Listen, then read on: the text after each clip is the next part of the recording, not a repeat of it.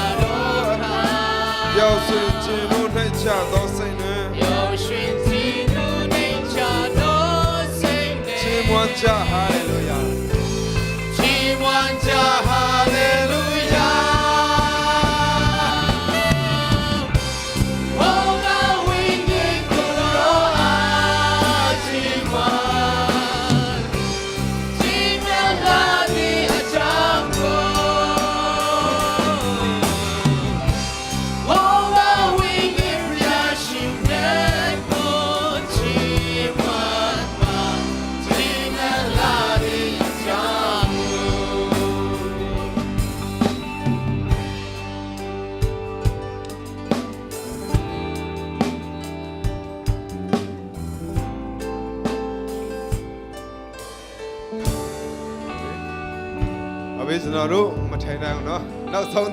တခြင်းတစ်ပုတ် still ကျွန်တော်ဒီဆိုပြီးတော့ကျွန်တော်တို့အားလုံးထိုင်လို့ရမယ်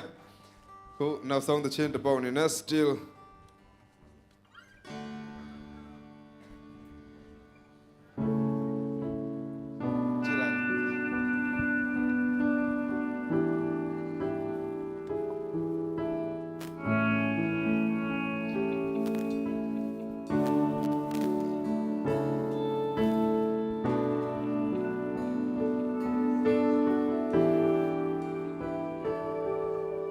Me now.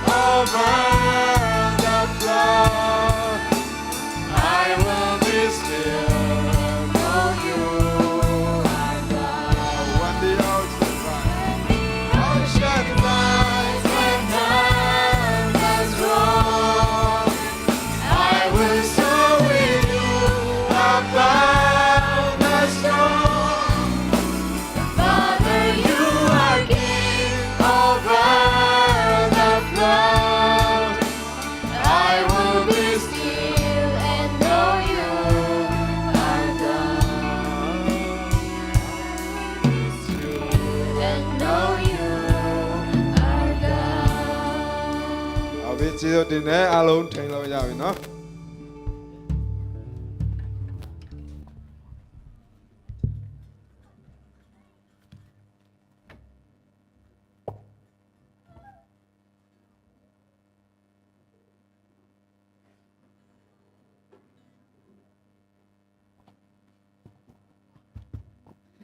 Hello အားလုံးမင်္ဂလာပါ Happy Sabbath Happy AY ပြောရနော်ခဏကျွန်တော်တို့ PAC မှာတော့ကျွန်တော်တို့ vegetarian စားတယ်ဒီမှာကျတော့ဘာဟင်းလဲမသိဘူးကျွန်တော်တို့နေဘိုက်စားသေးတယ်ဒါပေမဲ့ကျွန်တော်တို့ Happy AY လို့ပြောလို့ရသေးတယ်နော် Okay ဘာပဲဖြစ်ဖြစ်ဒီနေ့မှာနော်ခုလိုမျိုးZSC တင်းသူတင်းသားနဲ့ခုလိုမျိုး combine worship ခွင့်ရတာရမ်းပဲကျေးဇူးတင်ပါတယ်เนาะကျွန်တော်တို့ကworship လိုမျိုး combine worship လုပ်ချင်တာတော့ရမ်းကြာခဲ့ပြီเนาะကျွန်တော်တို့တငယ်ချင်းဒီတငယ်ချင်းတွေနဲ့ပေါ့เนาะဒီ ZSC ကလူငယ်တွေနဲ့ပြောတယ်ဒါပေမဲ့ကျွန်တော်လည်းသူ့လို့ကိုလို့ရှိတဲ့ခါကျတော့ busy တွေအခုနောက်ဆုံးကျတော့ pastor 2ယောက်ပဲเนาะသူတို့ပြောပြီးမှဒီ account ထဲပေါ်လာတယ်ထင်တယ်เนาะဘာပဲဖြစ်ဖြစ်pastor တွေပေါ်မှာလဲရမ်းပဲကျေးဇူးတင်တယ်နော်ခုလိုမျိုးလူငယ်တွေအတွက်စီစဉ်လုပ်ပေးတဲ့အတွက် Okay ပထမဆုံးအနေနဲ့special handshake လို့ပဲကျွန်တော်ခေါ်လိုက်မယ်နော်ကျွန်တော်တို့ဒီနေ့မှာတစ်ခါတလေနော်ZSC မှာကျတော့ဘယ်နှစ်နိုင်စလဲမသိဘူးကျွန်တော်ကျတော့တစ်ခါတလေ10နိုင်17နိုင်လောက်စတယ်ဒါပေမဲ့နောက်ကျတဲ့သူလာတဲ့ခါကျတော့ Happy Sabbath လုပ်ဖို့ကနော်နောက်ကျပြီရှိတဲ့ခါကျတော့အရှိမလူလဲထိုင်ပြီးနောက်မှာလဲလာတဲ့သူတွေရှိတယ်ဆိုတော့ Happy Sabbath handshake ကဒီဥပုံနေ့အတွက်ပေါ့နော်မနှုတ်ဆက်လိုက်ရဘူးเนาะအဲ့ဒါကြောင့်ဒီနေ့မှာကျွန်တော် special handshake လို့ပဲခေါ်လိုက်မယ်เนาะကိုနားမှာရှိတဲ့သူတွေကိုအားလုံး Happy Sabbath မဟုတ်ရင်เนาะHappy AY ပဲဖြစ်နှုတ်ဆက်မယ်ဒါပေမဲ့a special တခုကကြတော့ဗာလဲဆိုတော့ကိုဘေးနာလူပဲမဟုတ်ဘူးခုနပြောသလိုမျိုးနော်နောက်ချတဲ့သူဟိုမှာနောက်မှာလာတဲ့သူတွေရောရှေ့မှာလာတဲ့သူတွေလည်းနှုတ်ဆက်လို့ရတယ် Okay 1 minute ပေးမယ် Okay အားလုံးနှုတ်ဆက်ကြရအောင် Happy Sabbath ဆိုပြီးပြုံးလေးနဲ့နော် Happy AY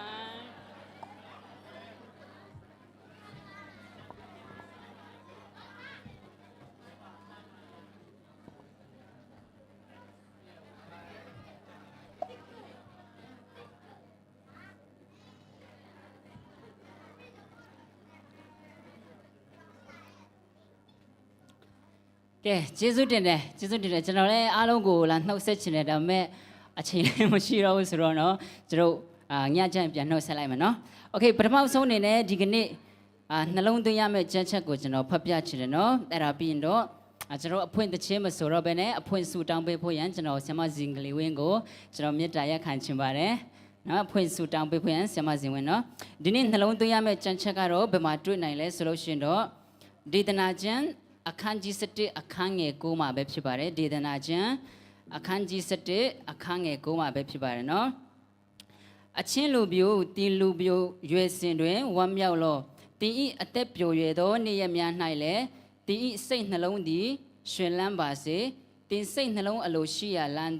များနောက်သို့၎င်းလိုက်လောတို့ရာတွင်ထိုအရာအလုံးအတွက်ဖျားသခင်သည်တင့်ကိုတရားသဖြင့်စီရင်တော်မူမည်ဖြစ်ကြောင်းတည်မှတ်လောဖတ်ကြားသောကြံ့ချအဖြစ်ရောက်စီတိုင်းပေါ်မှာဖျားသခင်ကောင်းကြီးချပေးပါစေခုချိန်မှာတော့အဖွင့်ဆုတောင်းပေးဖို့ရန်ဆမဇင်ဝင်းကိုဖိတ်ခေါ်ပါတယ်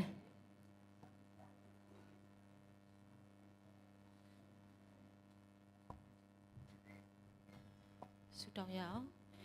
ကောင်းကင်ဘုံ၌ရှိတော်မူသောအဖသားသမီးတို့ဥညွတ်ဆုတောင်းတာကိုကိုရရှင်နားညောင်းတော်မူပါရှေးဥစွာမတောင်းရှောင်မိသားသမီးတို့၌ပါရှိသောအပြစ်လုံးစုံကိုကိုရရှင်ခွင့်လွှတ်တော်မူပါကိုရရှင်သားသမီးတို့အပြစ်ကိုလွှတ်ကဲသို့သူတစ်ပါးရဲ့အပြစ်ကိုချီနှောင်ခြင်းမရှိဘဲအကျွင့်မဲ့သီးခံခွင့်လွှတ်နိုင်သောစိတ်နှလုံးကိုကိုရရှင်ပေးသနာတော်မူပါသားသမီးတို့မောင်နှမတစုသည်ယနေ့ဥပုသ်တော်နေ့ညနေပိုင်းအချိန်မှာဘုဒ္ဓအသင်းတော်နှင့်ဇက်အေစီအသင်းတော်ယခုကဲ့သို့ကွန်ပန်ဆာဘက်လာရောက် ဝတ်ပြုကိုယ်ရသောအခွင့်ကိုပေးသနာတော်ကြောင့်မှုသောကြောင့်ကိုရှင်အကျေးဇူးတော်ချီးမွမ်းပါ၏ဤအစီအစဉ်အစလည်းဆုံးတန်ရှင်တော်ဝိညာဉ်တော်လမ်းပြပို့ဆောင်ခြင်းအားဖြင့်ဤအစီအစဉ်ကိုရှင်လက်ထက်သို့ဆက်ကအံ့နှံပါ၏ဆုတောင်းသည့်ခါ၌မိမိကဉ္ဉဝရိယ၃ပါးအမကူပဲမြတ်တော်မူသောသခင်ယေရှု၏မဟာနာမကိုယိုသည်လေးမြတ်စွာဆုတောင်းဆက်ကပ်ပါ၏ပါ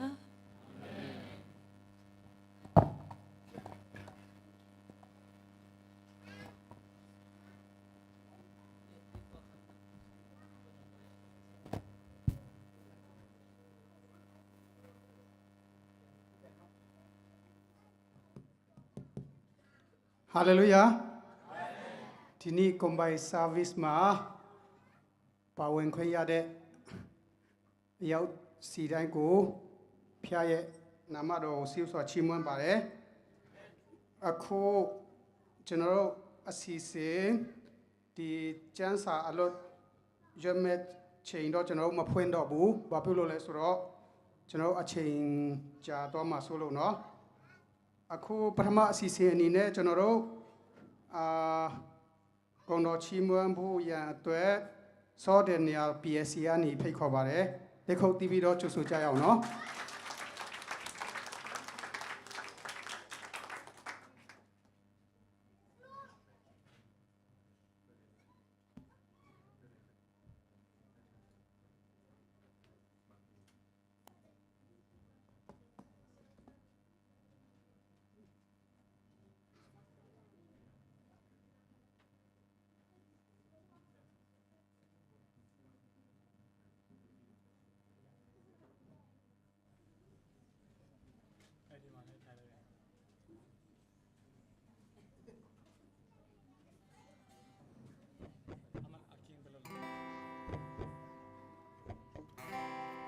က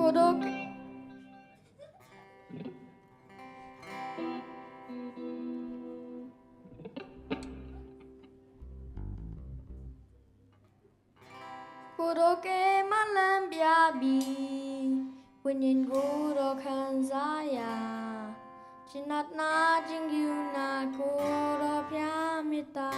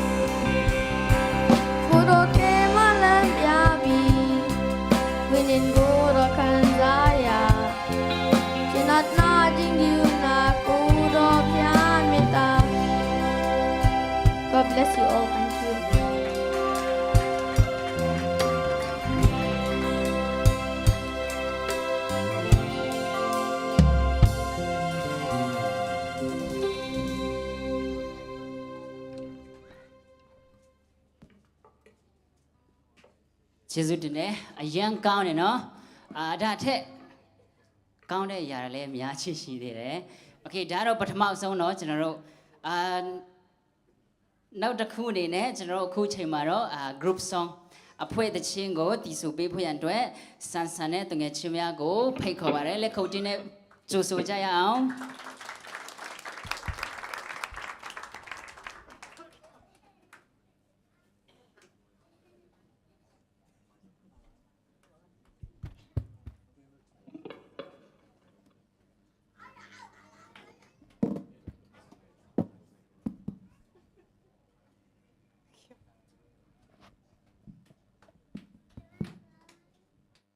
Thank you Lord ဆိုတဲ့ချင်းလေးနဲ့ဖျားခင်ကုန်တော်ချီးမွမ်းချင်ပါတယ်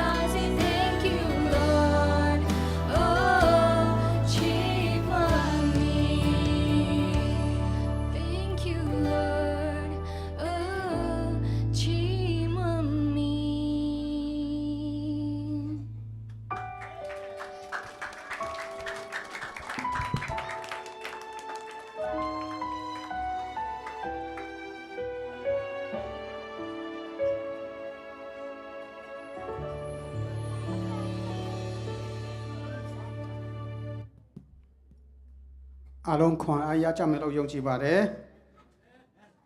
ဂုဏ်တော်ချီးမွမ်းပြီးသွားတဲ့ဆန်ဆန်နဲ့အဖွဲ့ကိုလည်းဖျက်ခင်တာရွေးအသုံးပြုပါစေအခုဆက်လက်ပြီးတော့ကျွန်တော်တို့ကျမ်းမာရေးနဲ့ပတ်သက်ပြီးတော့ဒီတနာဟောကြားပြီးဖို့မိခိုင်ကိုဖိတ်ခေါ်ပါတယ်လက်ခုပ်တီးပြီးတော့ကြိုဆိုကြအောင်နော်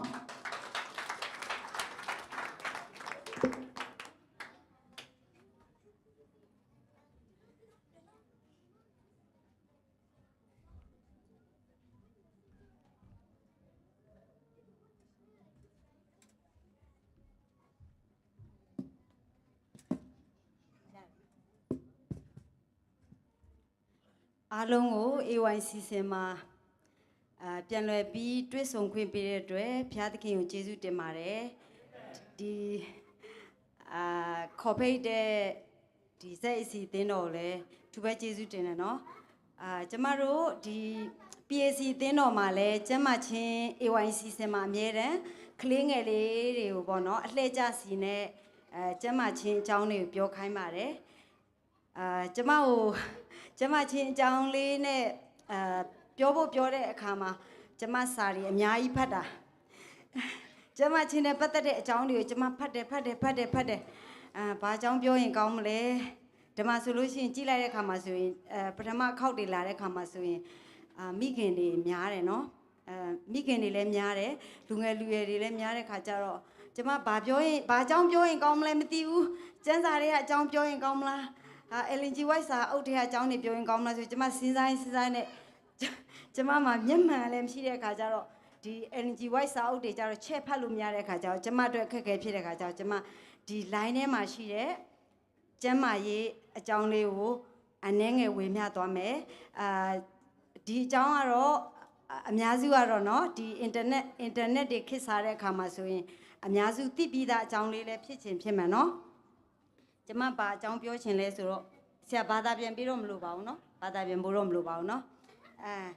သွေးပြစ်ခြင်းကိုတက်တာစေသောနီလန်းများအဲ့အကြောင်းလေးကိုကျမတစ်ချက်ပြောမယ်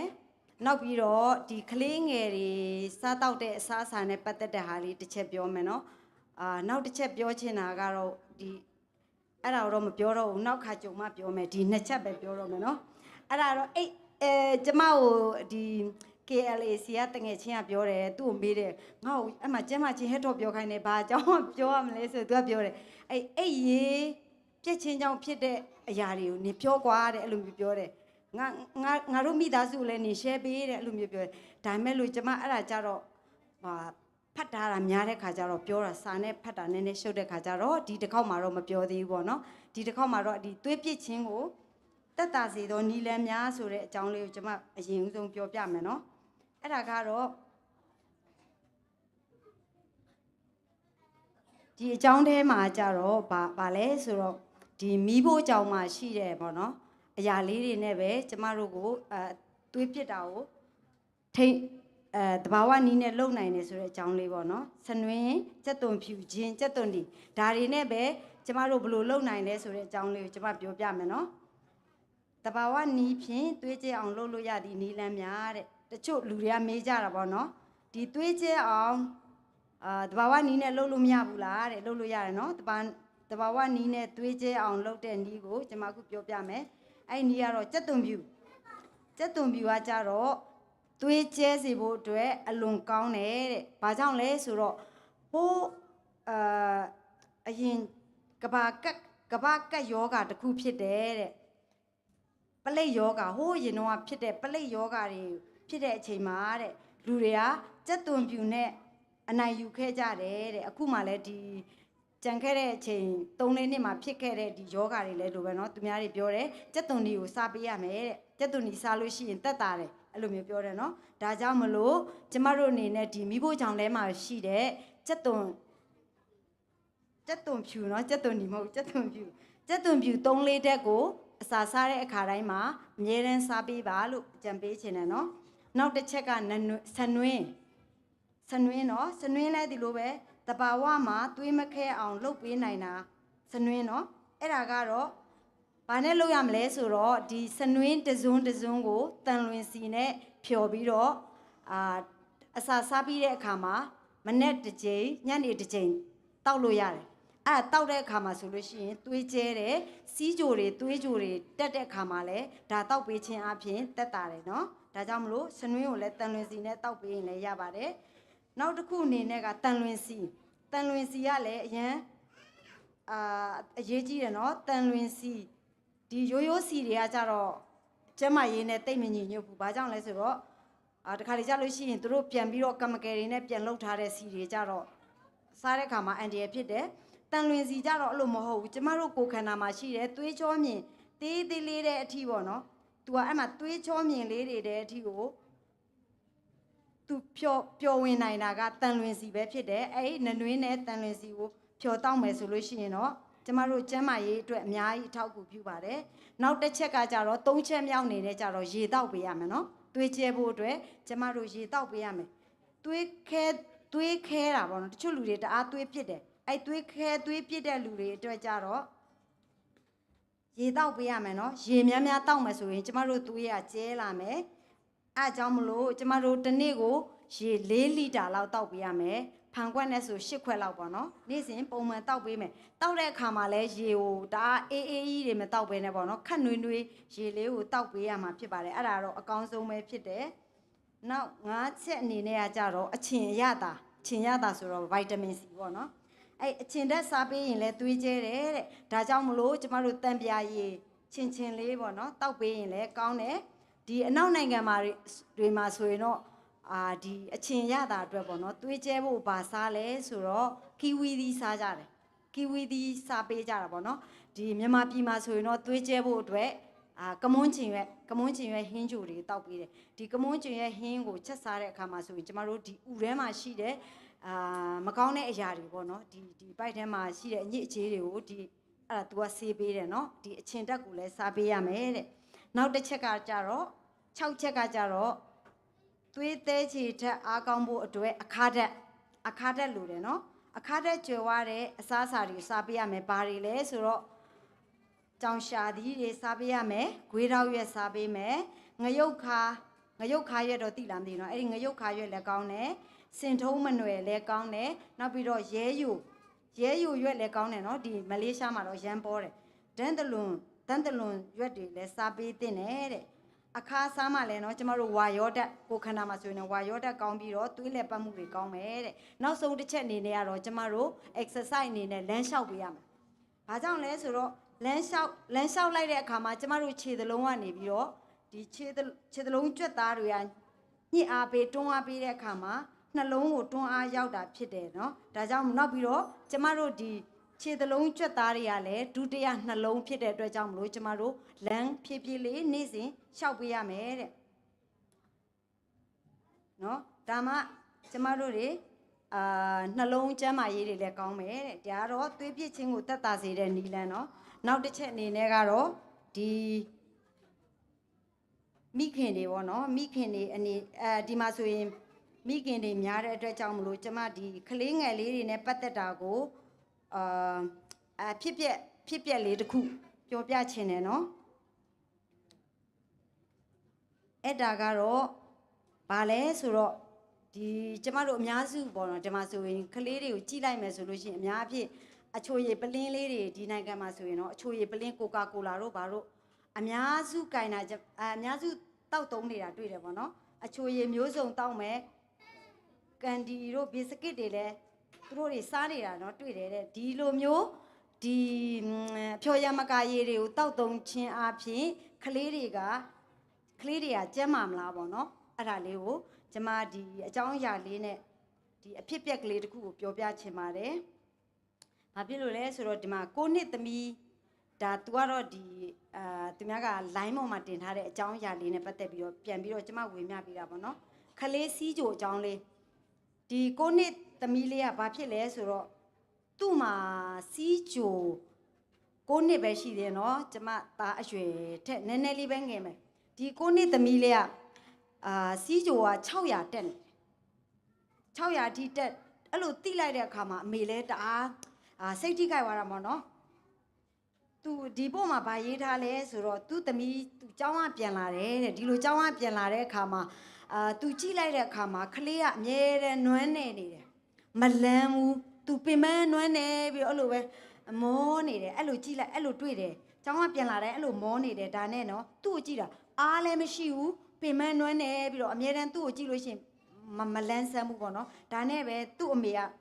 တနေ့မှကျတော့သူသွားပြီးတော့ဆေးကမ်းမှာပြရတယ်နော်ခလေးကနေ့တိုင်းနဲ့မတူဘဲနဲ့တအားပင်ပန်းနွမ်းနေပြီးတော့ဖြစ်တဲ့အခါမှာသူဆေးရုံသွားပို့လိုက်တယ်ဆေးရုံပို့တဲ့အခါမှာခလေးကတက်ရှူတာပုံမှန်မဟုတ်တော့ဘူးနော်ပုံမှန်မဟုတ်တဲ့အခါမှာဆေးဆရာဝန်ကဆေးပေးလိုက်တယ်ဆေးပေးပြီးတော့သူအိမ်မှာပြန်လွတ်လိုက်တယ်နော်အိမ်မှာပြန်စောက်ကြည့်ပေါ့နော်ဘလို့အခြေအနေဖြစ်မလဲဆိုတော့ဒီမှာအိမ်ကိုရောက်တဲ့အခါမှာလဲခလေးကမတက်တာတဲ့အခါမှာအစင်မပြေဘူးအဲ့အချိန်မှာအမေကတခါတည်းနီးစက်ရဆေးရုံကိုအရေးပေါ်ပို့ရတယ်နော်သူလုံးဝတအားအသက်ရှူတာလဲပုံမှန်မဖြစ်တော့ဘူးဒီအချိန်မှာသူဘာကြောင့်လဲဆိုတော့ခုနကတော့စီးကြို600တော့မှတက်နေလို့နော်စီးကြိုရိုက်ကြည့်တဲ့အခါမှာနောက်ပြီးတော့အဆုပ်ကိုဓာတ်မှန်ရိုက်ကြည့်တဲ့အခါမှာလဲအဆုပ်ကအောက်ဆီဂျင်ပေးဖို့လိုနေပြီနော်ဒါနဲ့ပဲသူဆေးရုံကလေးဘာဖြစ်လို့လဲဆိုတော့ကလေးကတိတ်မကြခင်ကြာရင်အခြေအနေမကောင်းတော့ဘူးနော်သူတို့တစ်ချိန်လုံး view site စောင့်ကြည့်နေတာအဲ့ဒီဆေးရုံမှာတခါမတက်တာပြန်ဘူးဒီလိုမျိုးပဲကလေးကအခြေအနေမကောင်းတဲ့ခါကျနောက်ဆေးရုံတစ်ခုကိုပြောင်းပြီးတော့ကူရတယ်ဒါပေမဲ့လို့နောက်ဆေးရုံရောက်တဲ့အခါမှာသူ့ရဲ့စီးကြိုက600ကနေ295အထိပဲကျသွားတယ်နော်အများကြီးမကျဘူးကလေးကနောက်ဒီ2ပတ်အတွင်းမှာသူတို့ဆေးရုံမှာနေတဲ့အခါမှာကလေးရဲ့ကိုလေးချိန်ကလည်း9ကီလိုကျသွားတယ်တဲ့သူအစားလဲတိတ်မစားတော့ဘူးရေတွေခဏတောက်တယ်စီးတွေခဏသွားတယ်တဲ့နော်ဒီမှာတော့ဒီကွန်မန့်နေတဲ့မှာသူ့ရဲ့အမေကိုမေးထားတာဘာမေးထားလဲဆိုတော့ဒီကလေးလေးဖြစ်ပြီးတော့9နှစ်ပဲရှိသေးတယ်ဘာကြောင့်စီးကြို600တောင်းမှတက်နေရတယ်လဲလို့ကွန်မန့်နေနဲ့တအားရိုက်တာပေါ့သူတို့လိုင်းမှာတင်တဲ့အခါမှာသူ့အမေကပြောပြတယ်သူ့ကလေးကဘလို့စားတောက်နေထိုင်လဲဆိုတော့သူပြောပြတဲ့အခါမှာဘာတွေစားတောက်လဲဆိုတော့ bubble tea တွေကိုကာကိုလာအချိုရည်တွေတဲ့ ready made မုတ်ထုတ်တွေကိုသူနေ့တိုင်းပဲအဲ့ဒါပဲစားတယ်တဲ့ဒါတော့အမေမှာလည်းအဖြစ်ရှိတာပေါ့နော်အခြားအာဟာရဖြစ်တဲ့အရာတွေမကျွေးတဲ့ခါကျတော့သူ့ကလေးကဒီလိုဖြစ်တာနော်ဒါကြောင့်မလို့နောက်ပြီးတော့တဲ့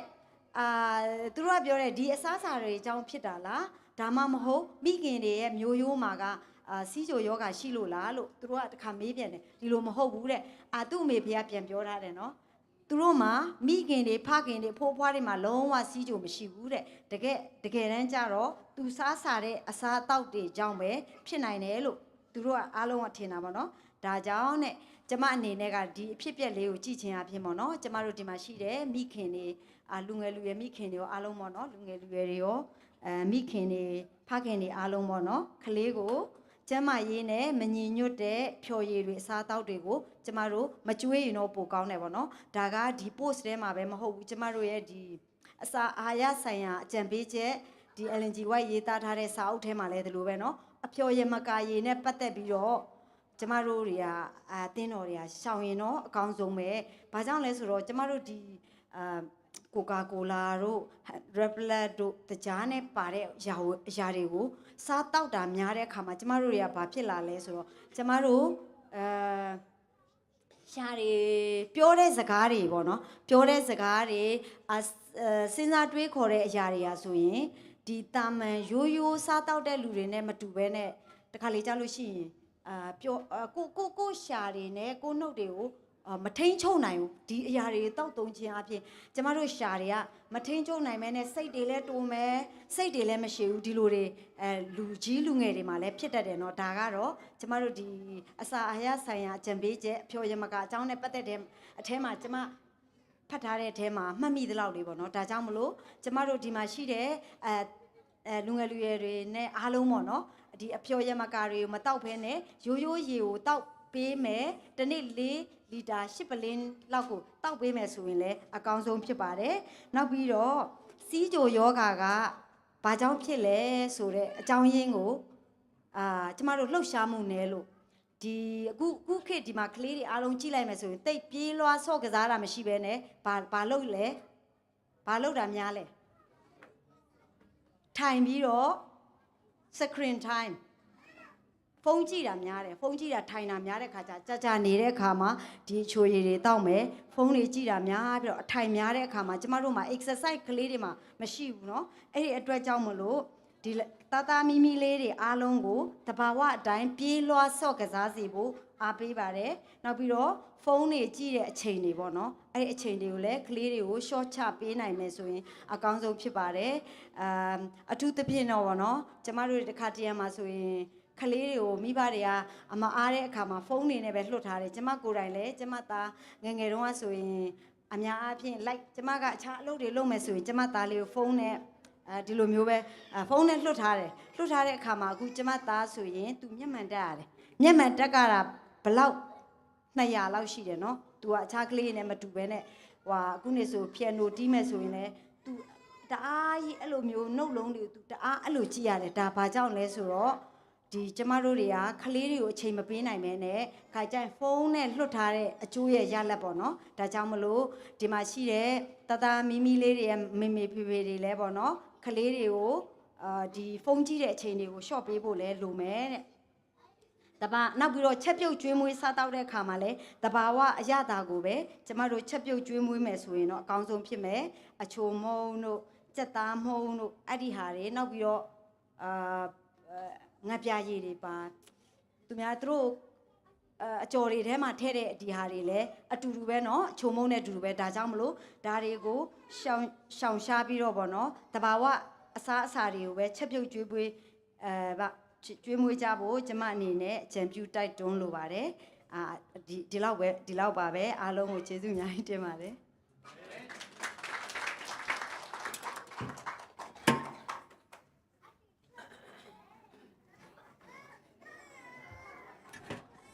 ကျေးဇူးတင်တယ်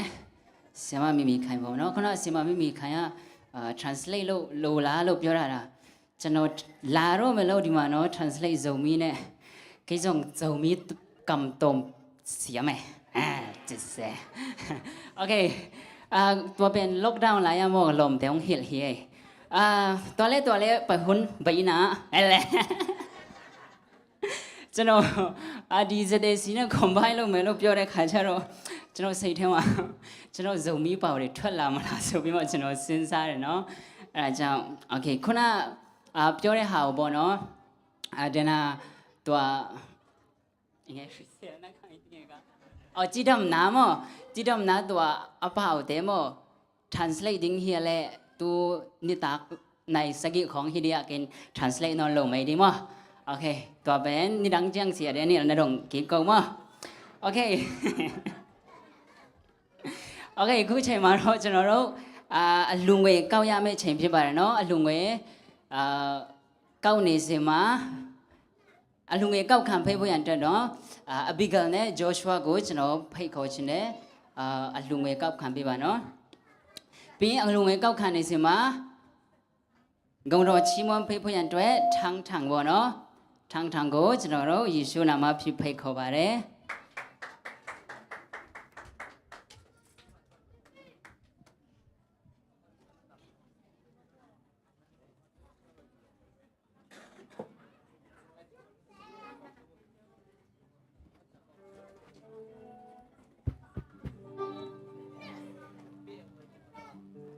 Happy and why?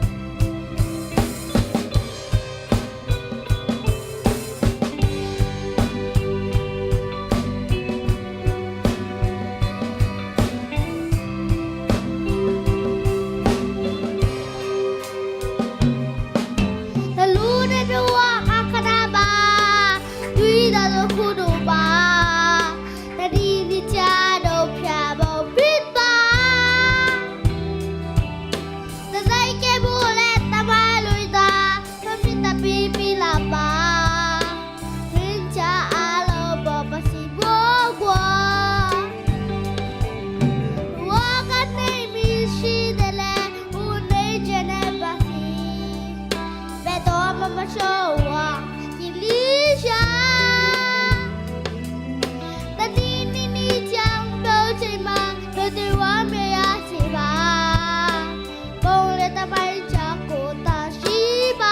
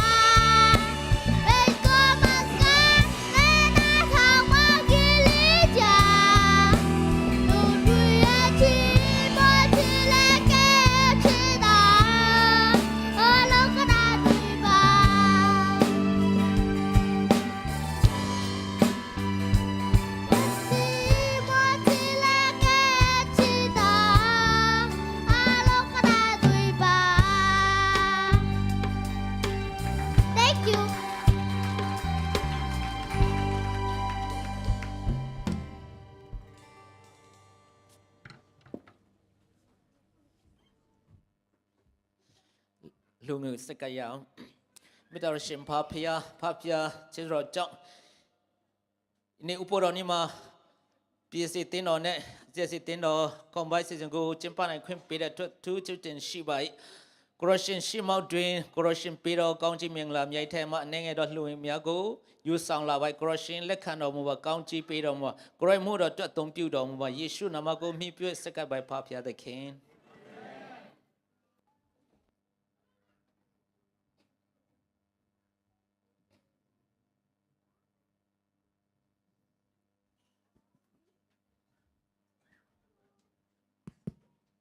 အလုံးငွေကောက်ခံပြီးတော့တဲ့ညီငယ်ညီမငယ်များတော်၎င်းအလုံးငွေစက်ကပ်ပြီးတော့တဲ့ဆရာထိုးမုံတော်၎င်းကျေးဇူးတင်ပါတယ်ပြီးတော့ကိုတော်ချီးမွမ်းပြီးတဲ့ထန်းအပေါ်မှာလည်းဖျက်ခင်တာ၍အသုံးပြုပါစေဒီနေ့ကတော့ကျွန်တော်လည်းမြန်မာအစီအစဉ်နဲ့ chairman လောက်တာတိတ်ပြီးတော့ဘယ်လိုပြောမလဲ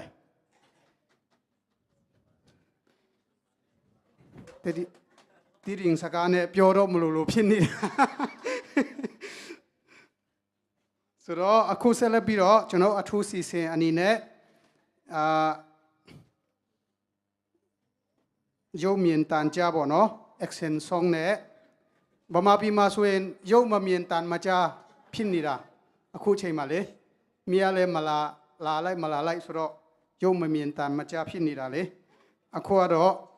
ရုပ်မြင်တန်ကြနဲ့အစီအစဉ်တင်ဆက်ပြီးဖို့ CFEC ကျောင်းသားတွေစီကနေပြီးတော့ကျွန်တော်နားဆင်ရမှာဖြစ်ပါတယ်အားလုံးလက်ခုပ်တီးပြီးတော့ကြိုဆိုကြရအောင်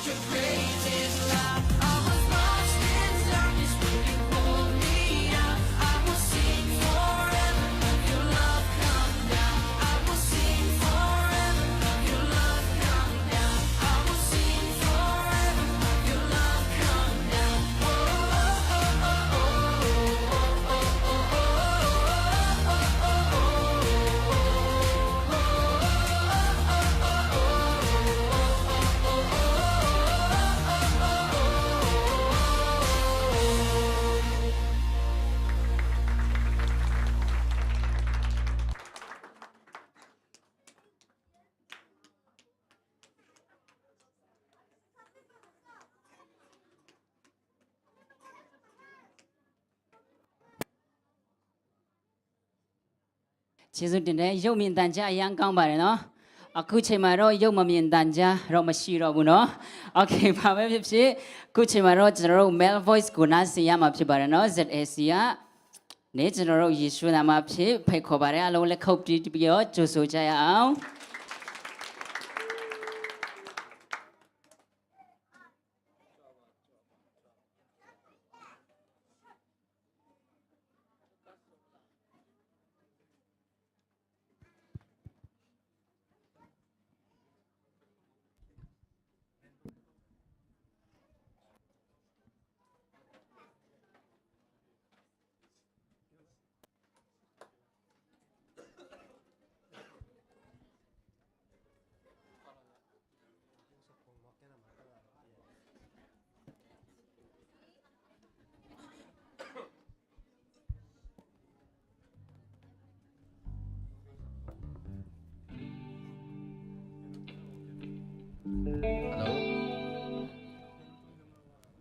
เคဒီနေ့ကျွန်တော်တို့တီဆူမဲ့တချင်းကတော့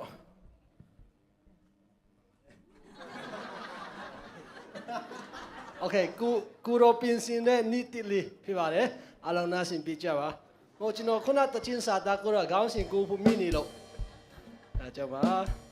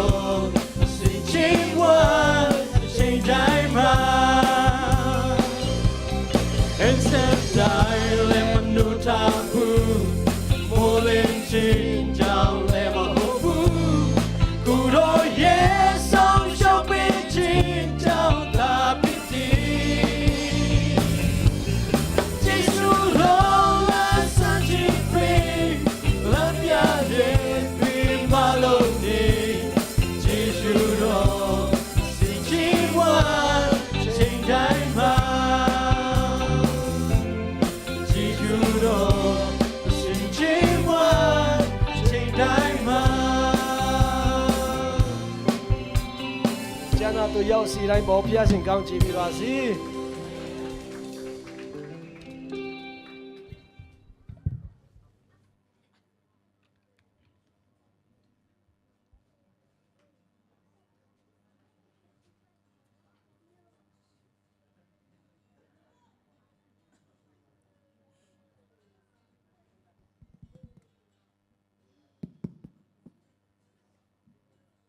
ဒါကောင်းတယ်နော်တချင်းဆိုတာမိုးလင်းလို့ကျွန်တော်တို့အသက်ရှင်ရတာမဟုတ်ပဲနဲ့ဖျားသခင်ကွယ်ကာမဆာလို့ကျွန်တော်တို့အသက်ရှင်ချင်းကြောင်းဖြစ်တယ်ဆိုတဲ့တချင်းနေနဲ့ကိုတော်ချီးမွမ်းပြီးတဲ့ Mil Voice အဖွဲ့ကိုလည်းဖျားသခင်တာ၍တုံးပြပါစေအခုဆက်လက်ပြီးတော့ကျွန်တော်တို့short speed ပါနော်ကျွန်တော်တို့အပိစကားပြောပြီးဖို့မလီနာကိုကျွန်တော်ဖိတ်ခေါ်ပါတယ် PSC ကနေပေါ့နော်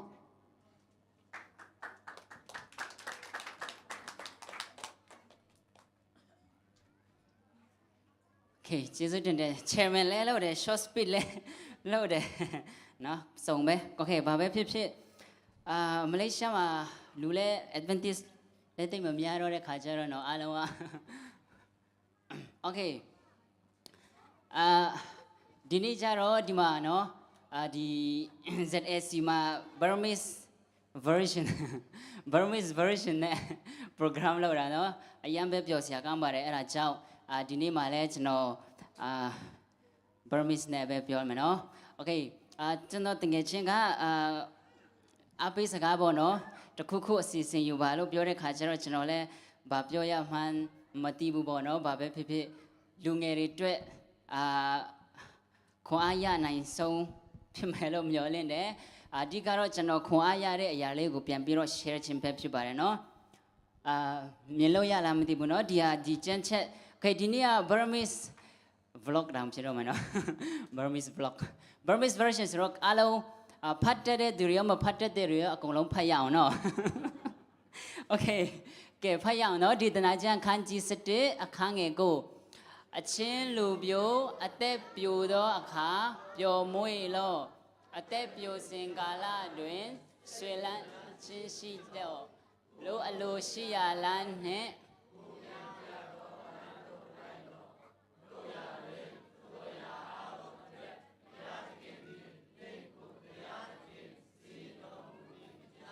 တီမှန်လောကဲကျေးဇူးတင်တယ်နော်ကျွန်တော်ထင်တာထက် Burmese အရင်တော်ကြတယ်နော်ကျွန်တော်တို့လည်း PSC မှာ Zomi version တောင်းရင်ကောင်းမလားမသိဘူးနော်နောက်ကျရင် Zomi program နဲ့နော်အစီအစဉ်လုပ်ရင်ကောင်းမှာထင်နော်ဆရာဝန်လာမအောင်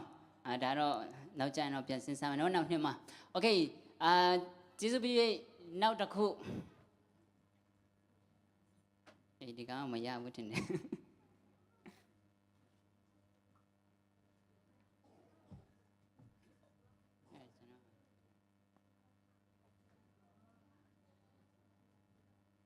Okay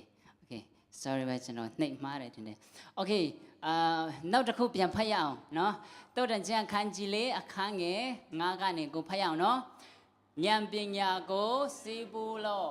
အသိဉာဏ်ကိုစီးပူးလို့ငါဤနှုတ်ထွက်စကားတို့ကိုမမေ့လျော့နဲ့ငါတို့မှတွေ့ဖယ်မသွားနဲ့ဉာဏ်ပညာကိုမစွန့်ပယ်နဲ့၎င်းသည်တင့်ကိုစောင့်ထိန်လိုက်ပြီဉာဏ်ပညာကိုချစ်လို့၎င်းသည်တင့်ကိုကာကွယ်စောင့်ရှောက်လိုက်မည်ဉာဏ်ပညာသည်အထွက်အမျက်ဖြစ်ဉာဏ်ပညာကိုစီးပူးလို့ Okay ကျေးဇူးတင်တယ်အစီအစဉ်က6နာရီထိဆိုတော့ကျွန်တော်တော့ကြလည်းမပြောတတ်ဘူးနော်ကိုနည်းနည်းလေးOkay ဘာပဲဖြစ်ဖြစ်နော်ဒီနေ့မှာတော့ကျွန်တော်အဓိကလူငယ်တွေအတွက်ကျောင်းတက်တဲ့သူဘယ်နှယောက်ရှိလဲကျွန်တော်ဒီထဲမှာကျောင်းသူကျောင်းသားတွေဘယ်နှယောက်ရှိလဲ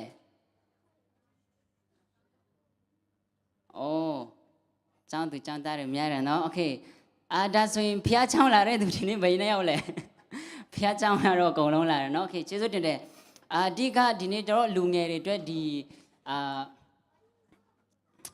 အပေးစကားပေါ့နော်လူကြီးတွေလည်းပါတယ်နော်โอเคဒီနေ့ကျွန်တော်တို့Sabbath School မှာလည်းကျွန်တော်တို့ ဒန်ရလအကြောင်းနဲ့ကျွန်တော်တို့နည်းနည်းလေ့လာထားတယ်ဆိုတဲ့ခါကျတော့ကျွန်တော်ဒီဒန်ရလရဲ့ပုံပြင်နဲ့နော်အနေနဲ့ငယ်ကျွန်တော်တို့အားပေးအားယူလို့သွားမှာဖြစ်ပါတယ်နော်โอเคခုနကျွန်တော်ဖတ်ထားတဲ့ကျမ်းချက်မှာဒေသနာကျမ်းခန်းကြီး7အခန်းငယ်9မှာဗာပြောလဲဆိုလို့ရှင်တော့ဒီကျမ်းကိုကျွန်တော်တို့ဖတ်တဲ့အခါမှာတစ်ခါတလေကြားလို့ရှင်တော့ဘယ်လိုပြောမှလဲဒီလောကအရာ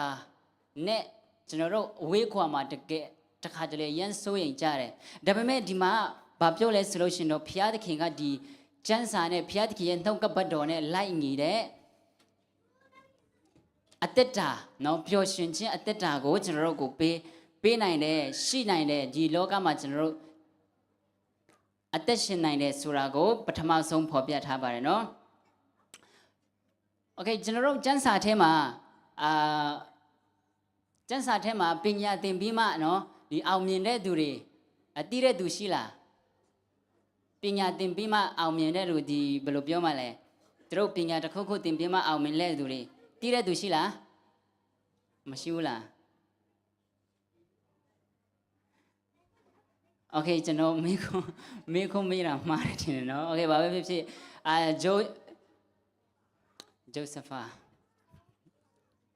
ဂျိုဆက်နော်ဂျိုဆက်လည်းရှိတယ်ဒန်ယေလတွေလည်းရှိတယ်နော်မိုးဆက်သူတို့တွေလည်းအများကြီးရှိတယ်နော်ဒီအထက်မှာဆိုလို့ရှင်တော့ခုနပြောသလိုမျိုးပဲဒန်ယေလအကြောင်းနဲ့ကျွန်တော်အနေငယ်ကျမ်းစာထဲကနေအားပေးသွားမှာဖြစ်ပါတယ်เนาะကျွန်တော်တို့ဒီဒန်ယေလအကြောင်းကိုနည်းနည်းစိတ်ကူးကြရအောင်เนาะဒီမှာကျွန်တော်တို့ကလေးတွေလည်းကလေးတောင်ဖြစ်သွားတယ်လူငယ်တွေနော်ကလေးတွေလည်းရှိတယ်ဆိုတော့ကျွန်တော်ပုံလေးနဲ့ပြထားတယ်เนาะတချို့တွေကျတော့ရန် boring မဖြစ်သွားအောင်ပေါ့เนาะတူလေးနဲ့ okay ဒီကျွန်တော်ဒန်ယေလ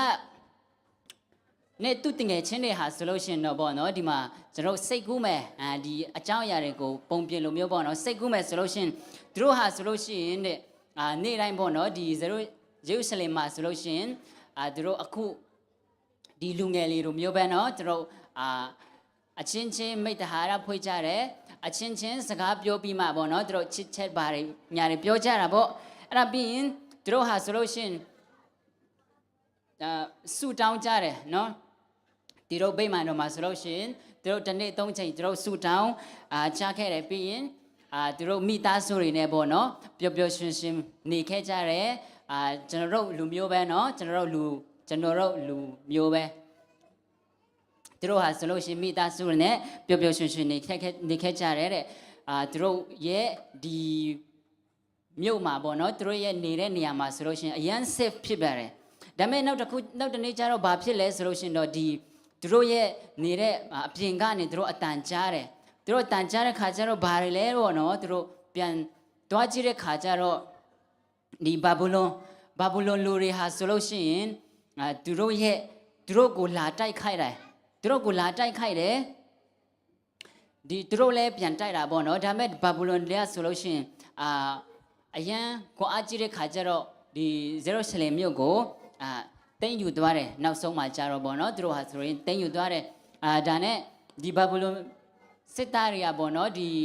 သူတို့မြို့မှာရှိတဲ့လူတွေကိုအားလုံးဖမ်းတယ်ဒီထဲမှာဒန်ယေလနဲ့သူတငယ်ချင်းတွေလည်းပါတယ်နော်သူတို့ရဲ့ဗိမာန်တော်မှာရှိတဲ့ပစ္စည်းတွေကိုလည်းသူတို့အများကြီးယူခဲ့တယ်ဒါနဲ့သူတို့ဒီလေလာသူတွေရဲ့ပြောကြားချက်အရဆိုလို့ရှိရင်တော့ဒီယေရုရှလင်နဲ့ဘာဗလုန်မြို့ကိုတွားမယ်ဆိုလို့ရှိရင်တော့3လလောက်ပေါ့နော်3လလောက်ကြာတယ်လို့ပြောတယ်နော်အဲ့ဒီမှာဆိုလို့ရှိရင်ဒန်ယေလတွေဟာဆိုလို့ရှိရင်သူတို့18နှစ်လောက်ပဲရှိသေးတယ်ကျွန်တော်ဒီထဲမှာ18နှစ်အရွယ်ရှိတဲ့သူရှိလားအော်18နှစ်အရွယ်ရှိလားโอเค18နှစ်ထက်နည်းနည်းနီးတဲ့ဟာရောရှိလားမရှိဘူးလားโอเคအရင်နှုတ်ကြတယ်ထင်တယ်နော်အရင်ကြီးကြတာလားတော့မသိဘူးโอเคသူတို့ဟာဆိုလို့ရှိရင်တော့အရင်ခက်ခဲပြီးမှမဘလုံကိုသူတို့စစ်သားတွေကပေါ့နော်ဖမ်းပြီးမှနော်သူတို့ရဲ့လက်ထဲမှာချိတ်တွေနဲ့ပေါ့နော်ဒီတန်ချိတ်တွေနဲ့သူတို့ကိုခြီးပြီးမှသူတို့ဘာဘလုံကိုသူတို့သွားခဲ့တယ်အဲ့ဒီမှာဆိုလို့ရှိရင်သူတို့ဒီလမ်းမှာနော်သူတို့ရေဆိုင်လဲရေတောက်ဖို့လဲမရှိတော့ဘူးနော်ကြိုက်တယ်လို့ရေတောက်ဖို့လဲမရှိတော့ဘူးနော်အဲ့ဒါဒီဖြစ်တဲ့ခါကျတော့ဒီနောက်ဆုံးကျတော့သူတို့ဘာဘလုံနိုင်ငံကိုသူတို့ရောက်ရှိခဲ့တယ်နော်သူတို့ဒီ ပုံပြန်ကျတော့ကျွန်တော်အားလုံးတည်ထားကြပါတယ်เนาะဒါပေမဲ့သူတို့ရောက်ရှိခဲ့တဲ့ခါကျတော့ဒီဘာဘလုံးမှာပေါ့เนาะဒိုင်လာခန်းကြီးတစ်မှာဖော်ပြထားတဲ့အတိုင်းပေါ့เนาะဒီသူတို့နိုင်ငံမှာဒီလူငယ်တွေကိုကျောင်းတက်ပညာသင်ပညာသင်ယူလို့ရအောင်ဆိုပြီးတော့သူတို့ရွေးထားတယ်အဲ့ဒါနဲ့ဒီမှာဆိုလို့ရှိရင်လည်းဒိုင်လာနဲ့သူ့တငယ်ချင်းတွေလည်းပါတယ်เนาะဒိုင်လာနဲ့သူ့တငယ်ချင်းတွေဟာပါတယ်ဒါနဲ့ဒီသူတို့ကိုလည်းရွေးချယ်ခြင်းခံရတာပေါ့เนาะဒီနန်းတော်အုပ်เนาะနန်းတော်အုပ်ဟာဆိုလို့ရှိရင်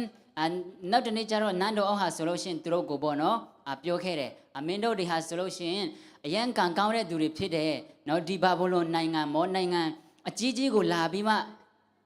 เนาะပညာသင်ရတယ်เนาะကျောင်းတက်ရတယ်အခုခေတ်နဲ့ပြောရရင်ဆိုတော့အကောင်းဆုံး university ပေါ့เนาะအကောင်းဆုံး university ကိုရောက်ရှိခဲ့တယ်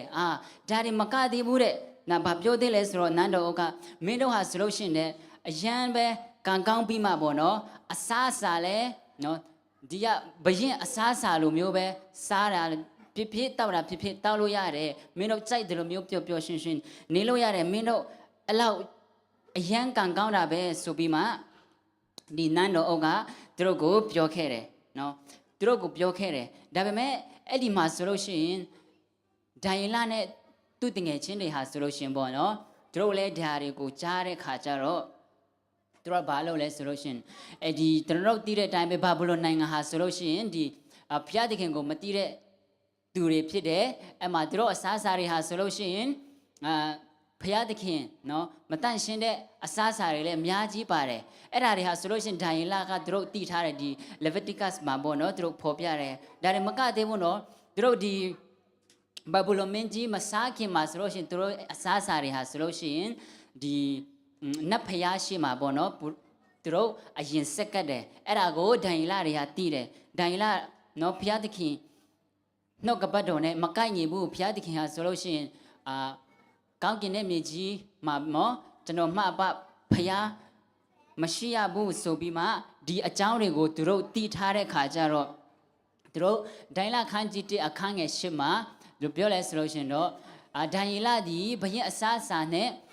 ဘရင်တောက်သောစပစ်ဝိုင်တို့ကိုမိမိကိုမငြိမ်ညွတ်စင်စိတ်ပိုင်းဖြစ်ထားတယ်ဆိုပြီးမှဖော်ပြထားတယ်ဒီမှာဒိုင်လာဟာဆိုလို့ရှိရင်နော်ခုန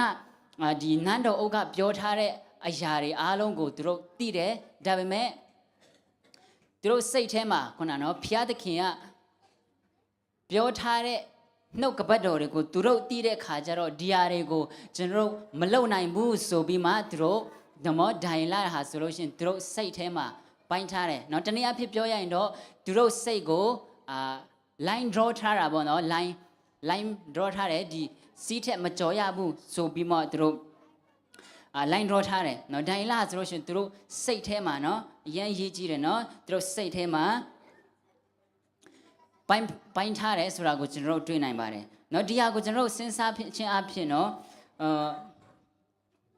ဒိုင်လာနဲ့နော်သူ့တငယ်ချင်းတွေပဲဘာဖြစ်လို့ဒီဒိုင်လာကျမ်းမှာနာမည်ပါရတယ်လဲစဉ်းစားဘူးလားဘာဖြစ်လို့လဲဆိုလို့ရှိရင်တော့ဒီအခြားသောသူတို့ရဲ့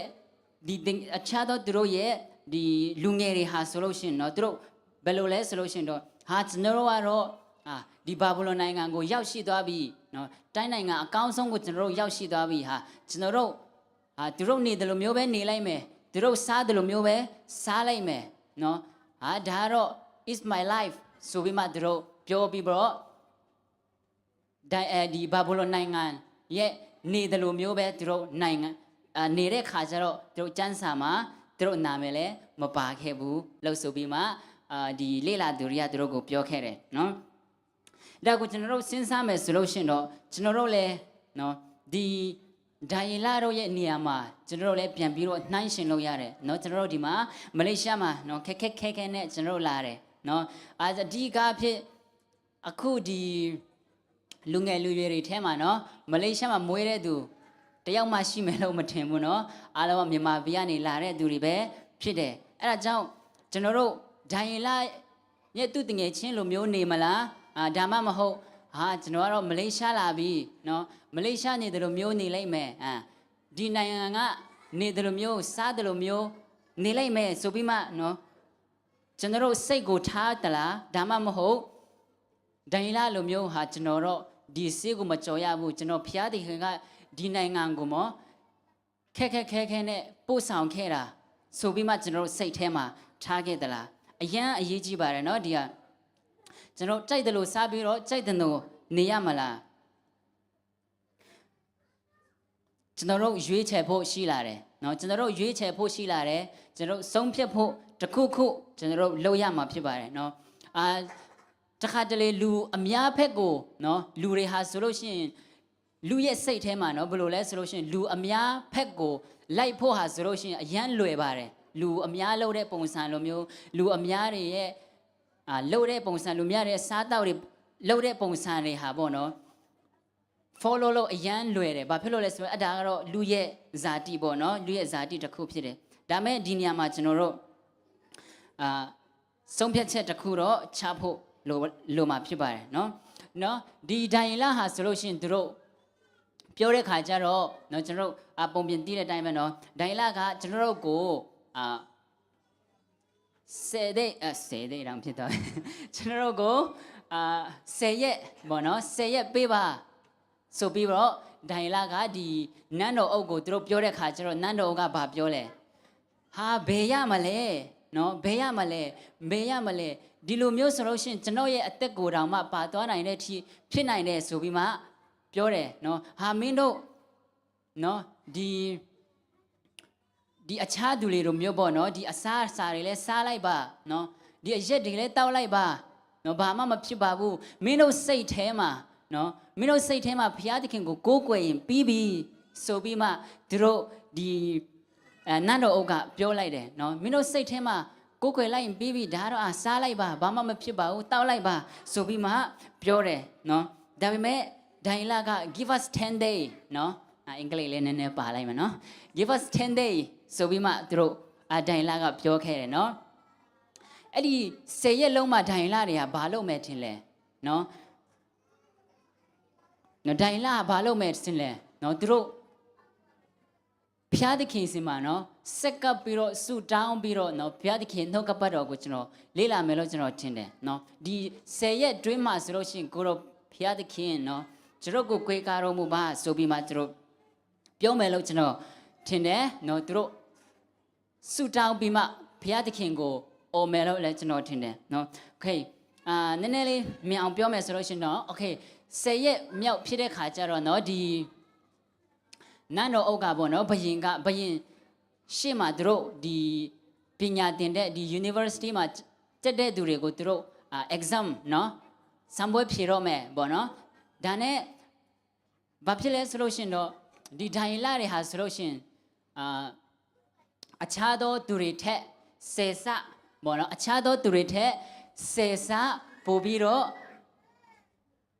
ဉာဏ်ရှိတယ်ပို့ပြီးတော့ချောတယ်ဆိုတာကိုကျမ်းစာထဲမှာဖော်ပြထားတယ်နော်အဲ့ဒါနဲ့ကျွန်တော်စဉ်းစားမယ်ဆိုလို့ရှိရင်နော်သူတို့ဒီထဲမှာသူတို့ကို10ရက်ပေးတဲ့ထဲမှာသူတို့အတိရွတ်နဲ့ရေကိုပဲသူတို့တောင်းတဲ့ခါမှာဆိုလို့ရှိရင်နော်ကျွန်တော်လည်းရေနဲ့အတိရွတ်ပဲစားမယ်ဆိုရင်ဒိုင်လာလိုမျိုးဖြစ်မလားထင်လားโอเคတချို့တော့ထင်တယ်တချို့တော့မထင်ဘူးโอเคဘာပဲဖြစ်ဖြစ်ကျွန်တော်ပြောချင်တာဘာလဲဆိုတော့ဒီအတီးနဲ့နော်ဒီရေမှာပဲနော် magic ရှိမယ်လို့ထင်လားနော်ဘာဖြစ်လို့ဆယ်ဆသူများတွေထက်ဆယ်ဆပို့ပြီးတော့ညံရှိပြီးတော့ပို့ပြီးတော့ချောလာရတာလေနော်အတိကသူတို့ရဲ့ယုံကြည်ခြင်းဖြစ်တယ်နော်ကျွန်တော်တို့လည်းနော်ဒီနေ့အမြင်စပြီးတော့အတိရွတ်နဲ့နော်ရေပဲတောက်မယ်ဆိုပြီးတော့လှုပ်ကြည့်ပါလားနော်ပို့ပြီးတော့ချောလာမလားဒါတော့ပြောလို့မရဘူးနော်ချောလာခြင်းလဲချောလာတယ်မချောလာခြင်းမချောနိုင်ဘူးโอเคနော်ဒီမှာအဓိကသူတို့ယုံကြည်ချက်ဟာဆိုလို့ရှိရင်အရန်အရေးကြီးပါတယ်နော်သူတို့ယုံကြည်ပြီးမှဆူတောင်းတဲ့အခါမှာဆိုလို့ရှိရင်ဘုရားသခင်ကသူတို့ကိုကူညီတယ်နော်အဲ့ဒါကြောင့်ကျွန်တော်ဘုရားသခင်ကိုရွေးချယ်ပြီးမှရွေးချယ်တဲ့နေရာမှာဆိုလို့ရှိရင်နော်ကျွန်တော်တို့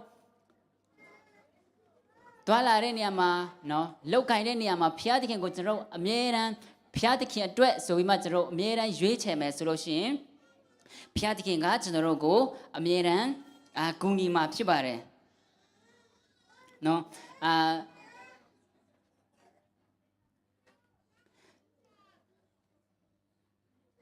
โอเคဒီအရာကိုကြည့်ချင်းအဖြစ်ကျွန်တော်တို့လူငယ်တွေနော်အဓိကအားပေးချင်တာဒီခုနဒန်ယေလရဲ့နော်ဒီပုံပြင်ကိုမှတ်ထားပါနော်ကျွန်တော်တို့ဆက်သွားမယ်နော်နောက်ထပ်10မိနစ်လောက်ပေါ့နော်โอเคကျွန်တော်တို့ dream တွေရှိကြလား dream အိမ်မက်တော့မဟုတ်ဘူးနော်ဒါဘာ dream လို့ခေါ်လဲရည်မှန်းချက်ပေါ့နော်ပန်းတိုင်တစ်ခုခုကျွန်တော်ရှိမယ်လို့မျှော်လင့်တယ်နော်လူငယ်တွေမှာလဲဘာဖြစ်လို့လဲဆိုတော့ရှင်တော့ဘုရားသခင်ကကျွန်တော်တို့ကိုဒီငငယ်လေးကလေးကနေကျွန်တော်တို့ဘယ်လိုပြောမှလဲစိတ်ထဲမှာစဉ်းစားနိုင်စွမ်းပေါ့နော်ကျွန်တော်ကြီးတဲ့ခါကျရင်တော့ဒါဖြစ်ချင်တယ်ဒေါက်တာဖြစ်ချင်တယ်ဘာဖြစ်ချင်တယ်ဆိုပြီးမှဘုရားသခင်ကကျွန်တော်တို့ကိုအိမ်မက်တွေနော်အိမ်မက်တွေပေးခဲ့တယ်နော်တချို့တွေကကျွန်တော်သူတို့အိမ်မက်တွေကအရန်ကြီးတော့အကောင်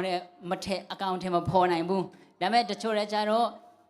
သူတို့အိမ်မက်တွေကိုအကောင်ထဲဖော်နိုင်ဖို့ရန်ပေါ့နော်စူးစမ်းတယ်နော်အဲ့ဒါကြောင့်ကျွန်တော်ဒီနော်ပေါ်မှာနော်ဖျားဒီလူငယ်တွေကိုကျွန်တော်ဗအားပေးချင်လဲဆိုလို့ရှိရင်တော့ကျွန်တော်တို့နော် LNG ဟွာရလဲကျွန်တော်ကိုပြောတယ်ဒီပန်းတိုင်ပေါ့နော်ကြီး dream အကြီးထားဖို့ကျွန်တော်တို့ကိုပြောတယ်ဒီလူငယ်လူရွယ်တွေကိုဒီလိုမျိုးတာမန်လူမျိုးမဖြစ်စေချင်ဘူးသူများတွေထက်ပို၍တော်စေချင်တယ်သူများတွေထက်ပို၍ညံကောင်းပြီးတော့ကျွန်တော်တို့ရဲ့နော်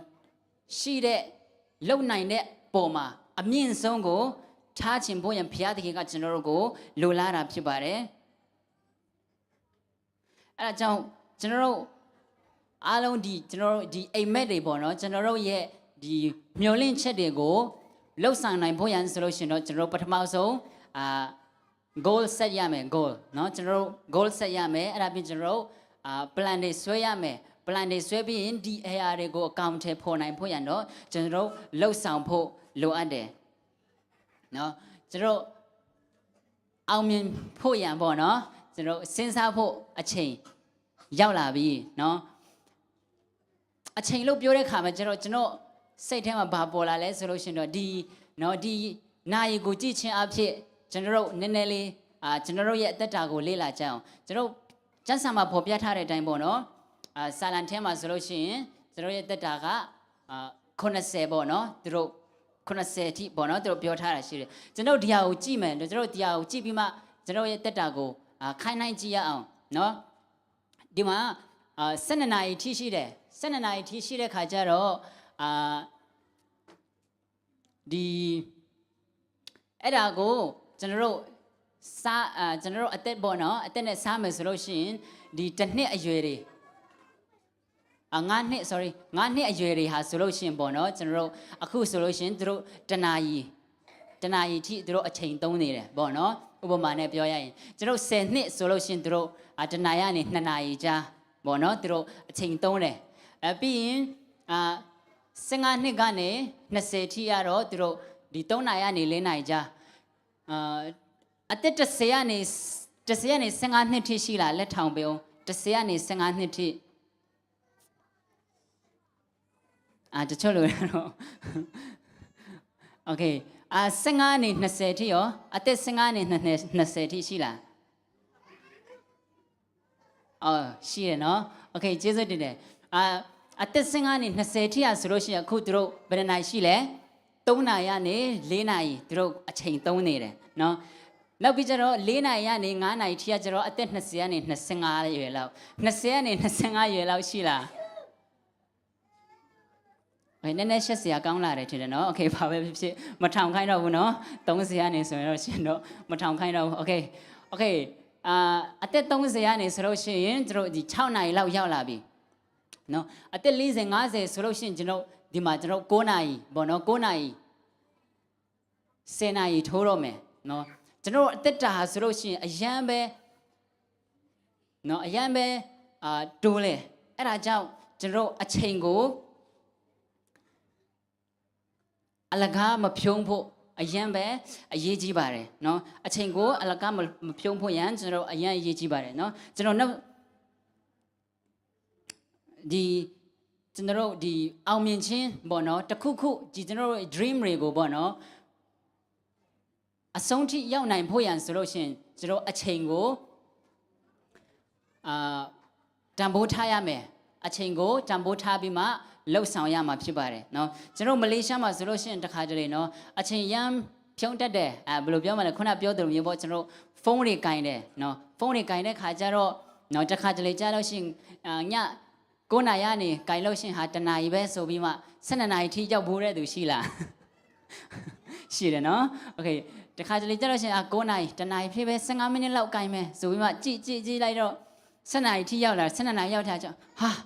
အိပ်ဖို့လိုလာပြီဆိုပြီးမှเนาะမိနစ်ဖြတ်လှုပ်ရမယ်ဆိုပြီးမှစိတ်ထဲမှာเนาะရှိပြီးမှကျွန်တော်အိပ်တဲ့အချိန်တွေလည်းအများကြီးရှိကောင်းရှိနိုင်တယ်အဲ့ဒါကြောင့်ကျွန်တော်အချိန်တွေကိုမပြုံးဖို့ရအရင်ရည်ကြီးတယ်เนาะနောက်တစ်ခုကျွန်တော်ပြောချင်တာဗာလဲဆိုလို့ရှိရင်တော့ကျွန်တော်မလေးရှားမှာเนาะတခါတလေဒီအောင်မြင်ချင်းပေါ့เนาะတစ်ခုလှုပ်ဆောင်တဲ့ခါမှာဆိုလို့ရှိရင်အရင်စူးစမ်းဖို့လိုတယ်เนาะတခါတလေဆိုရှင်ကျွန်တော်ဒီ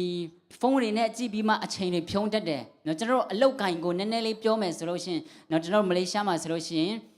အလုတ်လုပ်တဲ့သူတွေเนาะအများသောဖြစ်အလုတ်လုပ်တဲ့သူတွေအများကြီးရှိတယ်အဲ့ဒီထဲမှာကျွန်တော်တို့တခါတလေเนาะတထေးတွေကလာစားကောင်းမပေးဘူးဆိုပြီးမှကျွန်တော်ပြောတဲ့သူတွေလည်းရှိတတ်တယ်เนาะဘာဖြစ်လဲဆိုလို့ရှင်တော့ကျွန်တော်ဒီလာစားကောင်းရဖို့ကျွန်တော်အလုပ်စူးစမ်းခဲ့သလားပေါ့เนาะကျွန်တော်အချိန်ဖြုံးသလားတခါတလေကြားလို့ရှင်เนาะစကားမအင်္ဂလိပ်မဟုတ်ဘူးရှင်ဒီမလေးစကားမရတဲ့ခါကျတော့ဘယ်လိုပြောမှလဲလာစားပို့ပြီးမှနဲပြီးမှပေါ့เนาะဒီမကောင်းတဲ့ပေါ့เนาะဒီလာစားမကောင်းတဲ့နေရာမှာတခါတလေသွားဝင်မိနိုင်တယ်เนาะအဲ့ဒီနေရာမှာကျွန်တော်ဗာပြောရှင်လဲဆိုလို့ရှင်တော့တခါတလေကြားလို့ရှင်ကျွန်တော်ဒီဖုန်းတွေကိုเนาะပို့ကြည့်မဲ့စားเนาะတခါတလေကြားလို့ရှင် meaning တွေပေါ့เนาะmeaning တွေကိုဖတ်ပြီးမှဒီနေ့9လုံးဒီနေ့เนาะ meaning 10 20ဖြစ်ဘိုင်ဟာလို့လိုက်ပါဒါတွေဟာဆိုလို့ရှင်အရန်အရေးကြီးပါတယ်เนาะတခါတလေကျတော့ကျွန်တော်ပြင်းတဲ့ခါကျတော့ဖုန်းပဲကြည့်တဲ့ခါကျတော့เนาะတခါတလေကျလက်စားထုတ်တဲ့ခါကျတော့ရှင်လက်စားနေတယ်ဘာပဲဖြစ်ပေါ့เนาะဒါတွေစိတ်ထဲမှာပေါ်လာနိုင်တယ်ကျွန်တော်တို့စူးစမ်းပြီးမှအချိန်တွေကိုမဖြုံးဖို့ရန်အရန်အရေးကြီးပါတယ်เนาะဒီ the donkey in the wheel ဆိုရဲဒီပုံပြင်ကြားဖို့တဲ့သူရှိလားရှိလား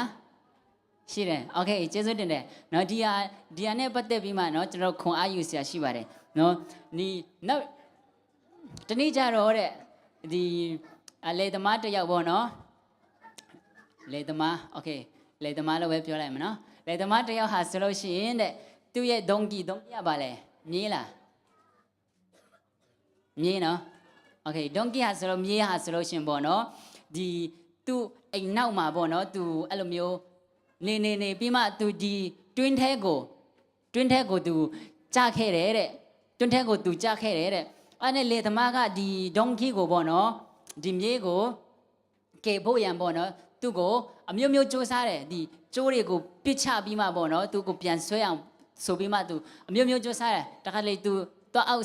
စိတ်မဲ့ဆိုပြီးမှသူစိတ်ကိုတော့ဟာသူပြန်မတက်နိုင်ဘယ်လိုလုပ်မလဲဆိုပြီးမှသူအမျိုးစဉ်းစားတယ်မျိုးစဉ်းစားတဲ့ခါကျတော့သူလည်းမတက်နိုင်တော့ဘူးနောက်ဆုံးကျတော့သူဘယ်လိုလုပ်လဲဆိုလို့ရှင်တော့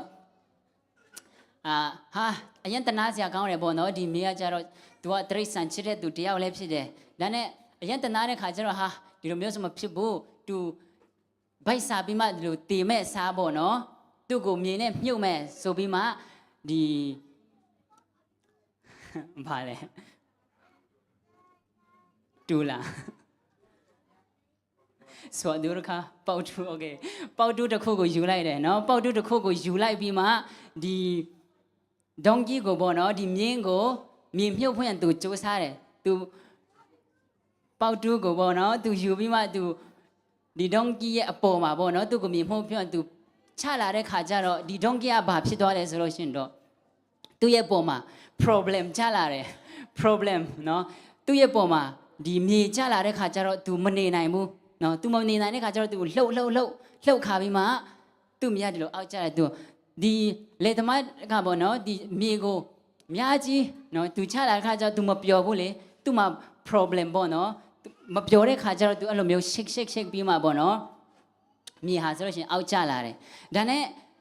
ဒီတော့ကြဘယ်လိုဖြစ်လဲဆိုလို့ရှိရင်တော့အဲ့ဒီလေသမားကသူ့ကိုမြေသွားချလိုက်တာခါကျတော့ तू ကမပျော်ဘူးနော် तू ဒုံကြီးမှာဆိုလို့ရှိရင် problem ဖြစ်လာတယ်နော် မပြောဘူးရားတယ်ပေါ့နော်တစ်ခုဖြစ်ပြီးမှလိုမျိုးဖြစ်လာတဲ့ခါကျတော့အဲ့ဒီမြေဟာဆိုလို့ရှိရင်အောက်ကျတယ်အောက်ကျတဲ့ခါမှာကျတော့ဒီဒုံးကြီးဟာဆိုလို့ရှိရင်သူ့ရဲ့ခြေနှင်းဖြစ်လာတယ်နော်သူ့ရဲ့ step ဖြစ်လာတယ်ဒါနဲ့ तू အများကြီးလေသမားကသူ့ကို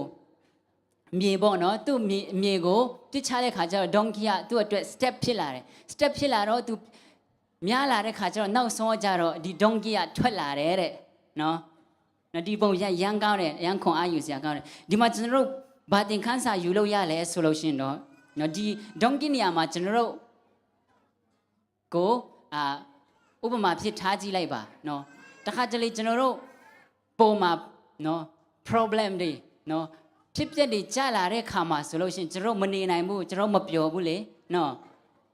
ကျွန်တော် problem တွေရှိလာတဲ့ခါကျတော့ကျွန်တော်မပျော်တဲ့ခါကျတော့ကျွန်တော်ဒီအရာတွေကိုနော် shake ပြီးမှကျွန်တော်ရဲ့ problem တွေကိုကျွန်တော်ရဲ့ step ဖြစ်အောင်နော်ကျွန်တော်ဖန်တီးဖို့လိုအပ်တယ်နော်ဒီဒုံးကြီးဟာဆိုလို့ရှိရင်တော့သူ့ရဲ့ problem ဟာဆိုလို့ရှိရင်သူ့ရဲ့ step ဖြစ်လာတယ်နော်ကျွန်တော်ရဲ့ဖြစ်ပျက်နေတဲ့ဒုက္ခရောက်နေတဲ့အရာနော်ဟာဆိုလို့ရှိရင်ကျွန်တော်ရဲ့ခြေလှမ်းဖြစ်နိုင်တယ်ဆိုတာဒီပုံပြင်မှာကျွန်တော်သင်ခန်းစာယူလို့ရတယ်နော်ခုနပြောသလိုမျိုးပဲတစ်ခါတလေကျွန်တော်နော်မလေးရှားမှာရောက်လာတဲ့ခါကျတော့စကားမရဘူးအခုမှအလုပ်သွားမယ်ဆိုရင်လည်း interview မလုပ်တတ်ဘူးနော်ဒီ problem တွေကိုကျွန်တော်ဘယ်လိုဖြေရှင်းရမှာလဲနော်ကျွန်တော် meaning တွေဖတ်ပြီးတော့အင်္ဂလိပ်စာတွေလေ့လာမယ်ဆိုလို့ရှိရင်ဒီ problem တွေဟာကျွန်တော်တို့ရဲ့ step ဖြစ်လာမယ်နော်တခါတလေကြလို့ရှိရင်နော်ကျောင်းသူကျောင်းသားတွေအတွက်နော်တခါတလေကျွန်တော်လည်းအင်္ဂလိပ်စကားမတတ်ဘူးနော်စာအရင်ညံ့တယ်နော်တခါတလေပြောတယ်နော်တို့စိတ်ထဲမှာရှိတယ်နော်ဟုတ်တယ်နော်တမီမီတွေဟုတ်တယ်နော်โอเคအဲ့ဒီမှာဆိုလို့ရှိရင်ကျွန်တော်ဘာလို့ရမလဲဆိုလို့ရှိရင်တော့ကျွန်တော် meaning တွေဖတ်မယ်နော်စာလေ့လာမယ်နော်တကယ်ချင်းတွေကဟာလာကစားရအောင်ဆိုရင်ပြောတဲ့ခါမှာဆိုတော့ကျွန်တော်တော့မကစားသေးဘူးနော်စာချက်ဖို့လိုသေးတယ်နော်နောက်ပတ်စံပွဲဖြေတော့မယ်တခုခုနော်ကျွန်တော်ရဲ့ဒီ problem တွေကို solve နိုင်ဖို့ရန်နော်တခုခုလုပ်ပြီးမှကျွန်တော်ရဲ့ဒီဖြစ်ပျက်တဲ့ဒုက္ခရောက်နေတဲ့အရာတွေကိုကျွန်တော်ရဲ့ step ဖြစ်ဖို့ဒီအရာတွေကိုလှုပ်ချင်းအဖြစ်ကျွန်တော်နောက်ဆုံးကြလို့ရှင်ဘာဖြစ်နိုင်လဲဆိုလို့ရှင်တော့ကျွန်တော်ဒီစ조사ပြီးမှနော်ရတဲ့အချိန်မှာဆိုလို့ရှင်ကျွန်တော်ရဲ့တငယ်ချင်းတွေကကျွန်တော်ကိုပြန်ပြီးတော့မော့ကြည့်တဲ့ချိန်တွေလည်းရောက်လာနိုင်တယ်โอเคကျွန်တော်နောက်ဆုံးပိုင်းရောက်လာပြီနော်နည်းနည်း boring လာပြီလားမသိဘူးโอเคနောက်တစ်ခုအနေနဲ့ Chinese bamboo tree ကိုကြားဘူးလားမသိဘူးကြားဘူးတဲ့သူရှိလားမရှိโอเคရှိတဲ့သူလည်းရှိမယ်ထင်နော်ဒါ Chinese bamboo ပေါ့နော်ဝါပင်ပေါ့နော်ဒီတရုတ်နိုင်ငံမှာတဲ့ဒီဝါပင်အမျိုးရှိတယ်ဒါပေမဲ့ဒီဝါပင်တစ်ခုကဘာလဲဆိုလို့ရှိရင်ဒီမှာဝါပင်တစ်ခုကဘာလဲဆိုလို့ရှိရင်တော့ဒီအပင်ကိုဖြစ်ဖို့ရန်အတွက်ပေါ့နော်အရန်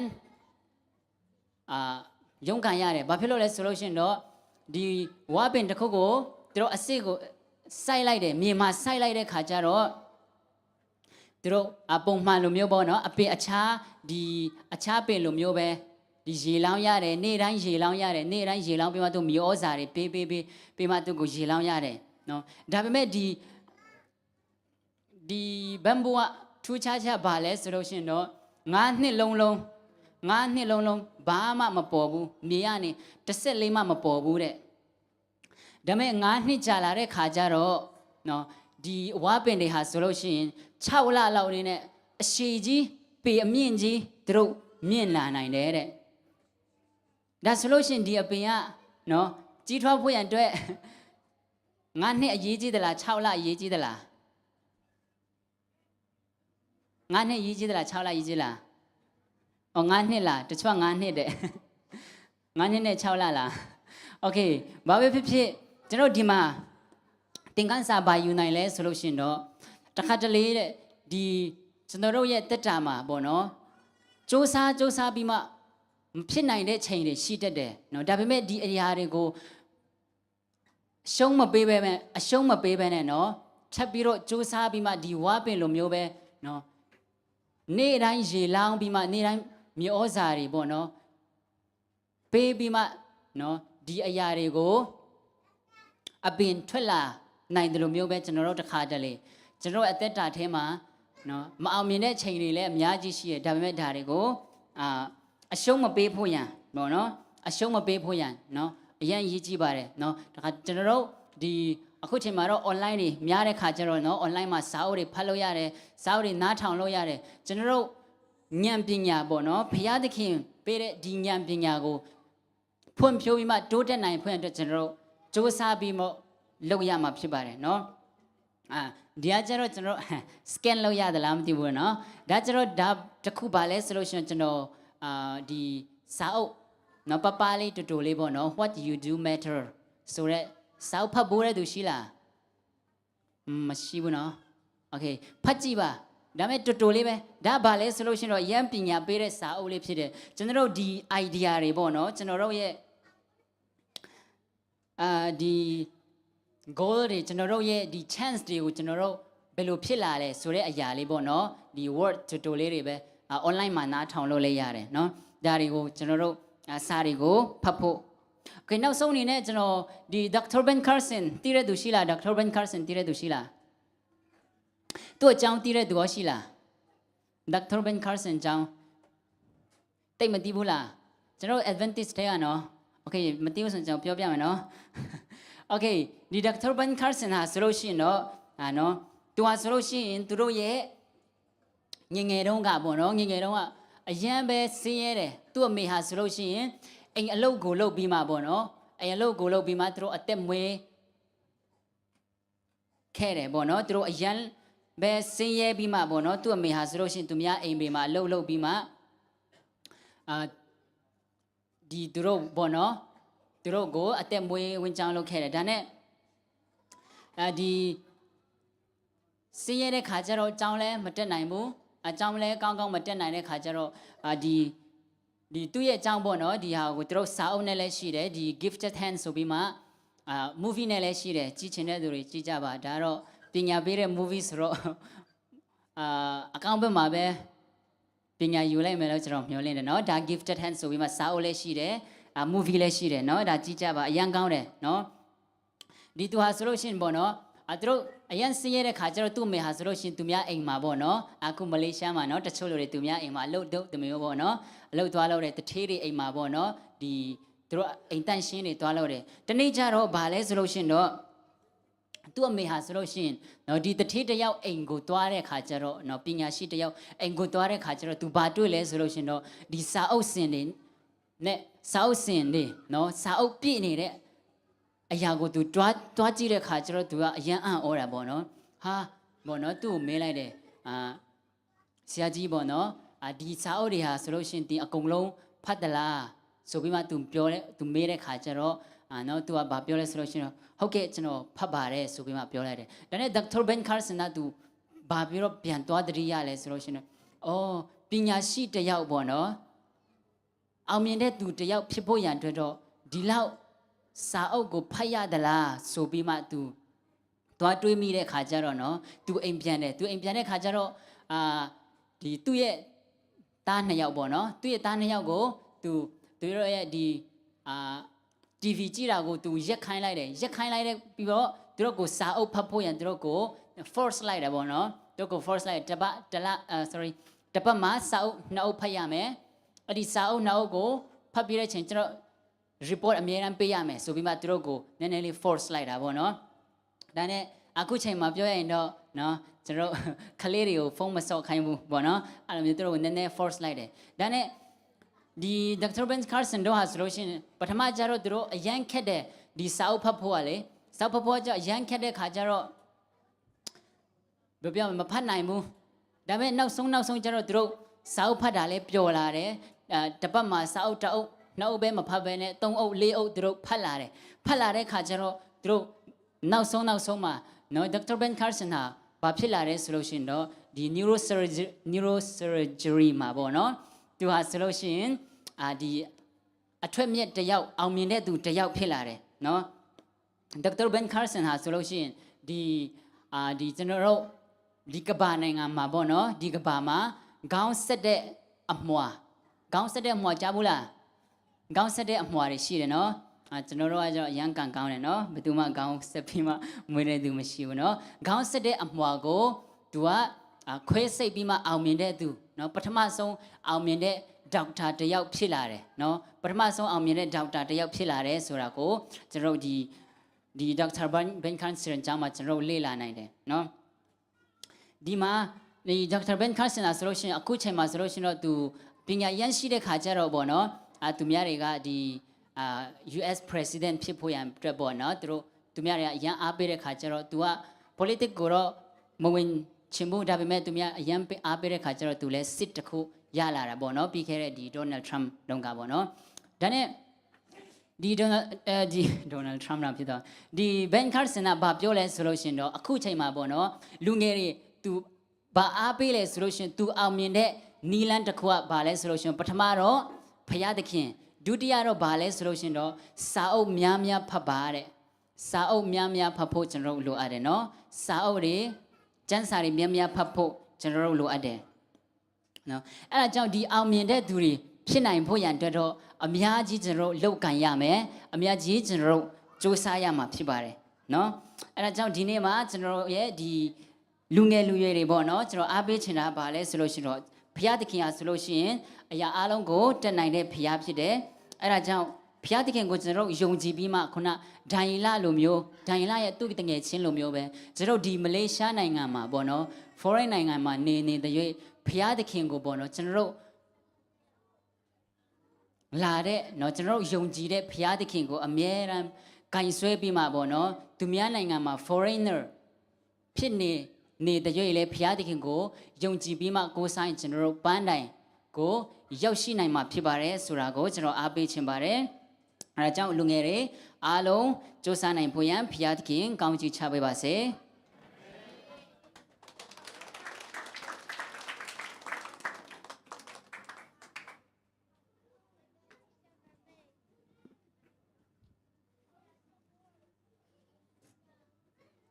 ကျွန်တော်တို့ခွန်အား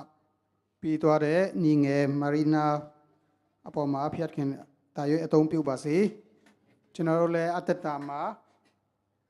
လက်တွေ့အသုံးချနိုင်ပါစေလို့ကျွန်တော်ဆုတောင်းပေးပါတယ်အခုဆက်လက်ပြီးတော့ကျွန်တော်နောက်ဆုံးအစီအစဉ်ပေါ့နော်ကိုတော်ချီးမွမ်းပြီးဖို့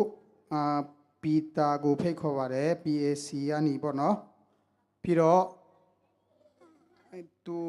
ကိုတော်ချီးမွမ်းပြီးတဲ့အခါမှာကျွန်တော်တို့ဒီကြောင်ညာဆရာလေးတွေရှိရင်ပြင်ဆင်ထားပြီးကြပါလို့ကျွန်တော်တိုက်တွန်းချင်ပါတယ်အခုကိုတော်ချီးမွမ်းပြီးဖို့ပီတာကိုဖိတ်ခေါ်ပါတယ်နော်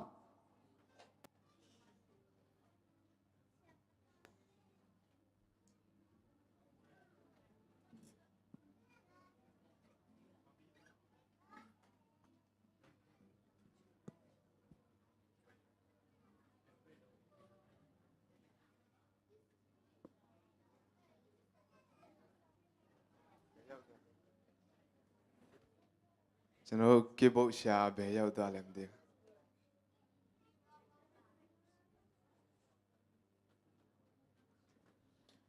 ဟုတ်ပြီကျေးဇူးတင်တယ်ဒီနေ့combine ဒီနေ့ combine worship မှာကျွန်တော်ဒီလိုမျိုးဖျားစင်ကိုချီးမွမ်းခွင့်ရတာကျေးဇူးတင်တယ်ကျွန်တော်တို့ဒီကိုလာတိုင်းတချင်းဆိုတယ်ဒါပေမဲ့ကျွန်တော်ဆိုကောင်းလို့တော့မဟုတ်ဆိုတော်လို့တော့မဟုတ်ဘာကြောင့်လဲဆိုတော့ဆိုမဲ့လို့မရှိလို့ကျွန်တော်ဆိုတာဖြစ်ပါတယ်ဘာပဲဖြစ်ဖြစ်ဖခင်ရဲ့ကျေးဇူးတော်ကြောင့်ပဲဖြစ်ပါတယ်နော်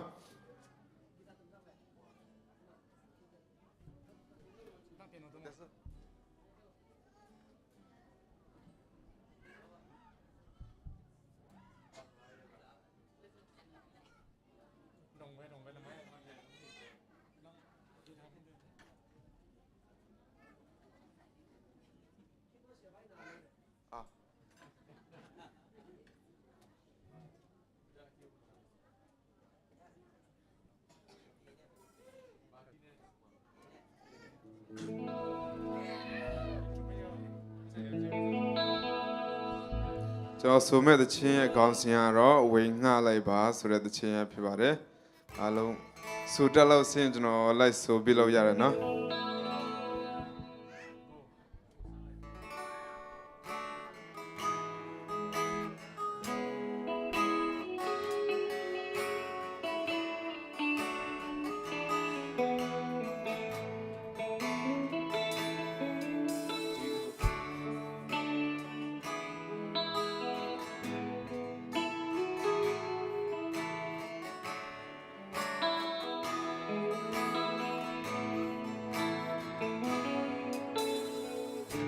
ကဘာမတဲ့ချုံစရာများလာပြီနေရကမှာဖြစ်ပြခဲ့တဲ့ဖယားစကားတွေဆုံးလာပြီလူတွေဟာအချင်းချင်းတိုက်ခိုက်လာပြီကိုရောရှင်ဟာစင်ကြွလာဖို့နေလာပြီယုံကြည်သူတွေလက်တွဲပြီးတော့ကိုရောကိုဆောင်ကြိုးစိုးတင်မိသားစုနဲ့မိတ်ဆွေတွေစုံပြီလားနာမလဲတဲ့သူတွေစီ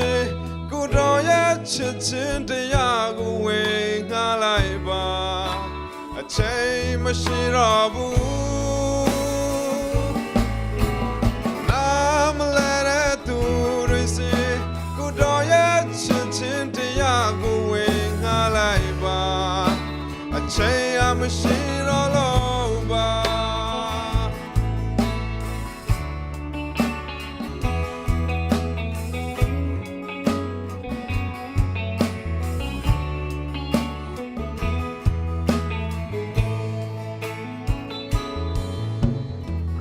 ဒီကဘာမတဲ့ကြောက်စရာများလာပြီ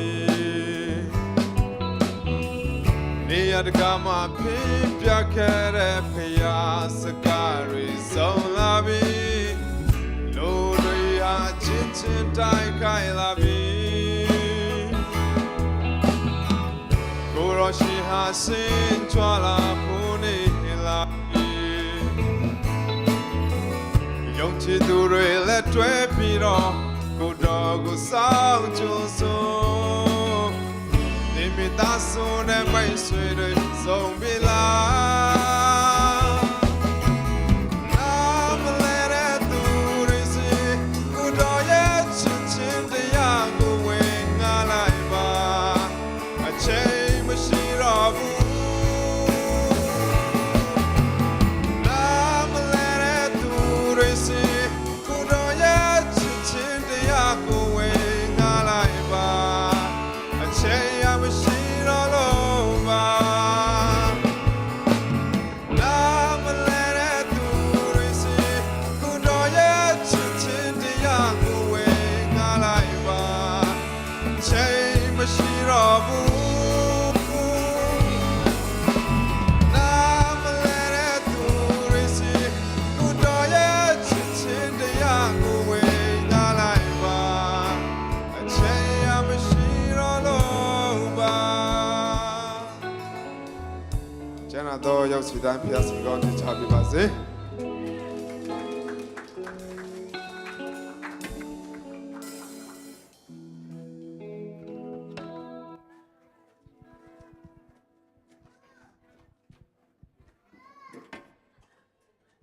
โอเคရန်ချစ်တင်ပါတယ်ကုပိတာအစိုးတင်တန်းနေဖွင့်လို့ရှင်ကျွန်တော်ကိုလည်းမမိပါနဲ့လို့ကျွန်တော်ပြောချင်ပါတယ်မိုက်ကိုဘယ်လိုကိုင်းကျွန်တော်တချင်းဆိုရင်မိုက်ကိုအစားနေဆုံးသေးတယ်လို့ပဲကိုင်းတယ်ဒါပေမဲ့ကုပိတာမိုက်ကိုင်းတာကျွန်တော်အရန်ဟောပြင်းနေတာပါတယ်ဗောနော်ဆိုတော့အစိုးတင်တန်းနေဖွင့်လို့ရှင်ကျွန်တော်ကိုလည်းအတိပြပါလို့ကျွန်တော်ပြောချင်ပါတယ်ဒီနေ့ကျွန်တော်တို့ဒီမှာကျတော့မြန်မာလိုပြောတာတအားနေတယ်အချင်းချင်းဒီမှာလည်းမြန်မာလိုပြောတာတအားနေတယ်ပြီးကျွန်တော်ကိုယ်တိုင်ရလည်းပဲ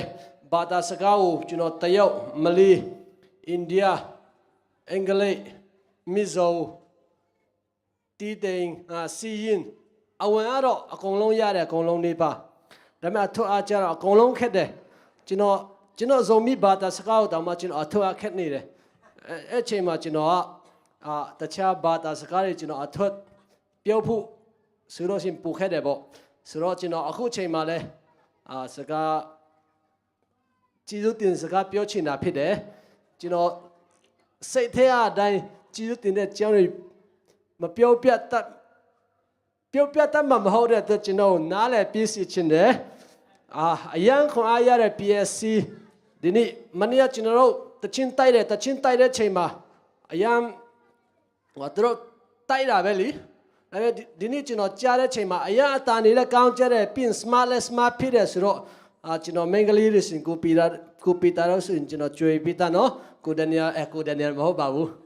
နီလီဒန်နီယယ်လည်းအရန်တော်တယ် ayan chizu tin le pin dini assistant tin se pire sialiam piu le no ayan tua ta piora wa tai ma to bu lo piora da me ta kera ayan tore chinaro te kelo tu masi bu suin ta cha ayan khema elo meu lo ta de tu suro aku PSC ro la de chema chinaro elo meu me malu pyo khon ya de to me malu tin sa pi de tu re si de te chinaro te improvement ta ku bo no ayan chizu tin ne chizu tin na bet ami ai that to bi ayan chizu tin lo pi di tana ngoi nga to de marin o le ayan chizu tin ne tu pyo tu ho ra re le ayan kaung de pin atata to le chinaro atong me melo myolin bare pin nak nit nak khari male chinaro dilumi asisi ni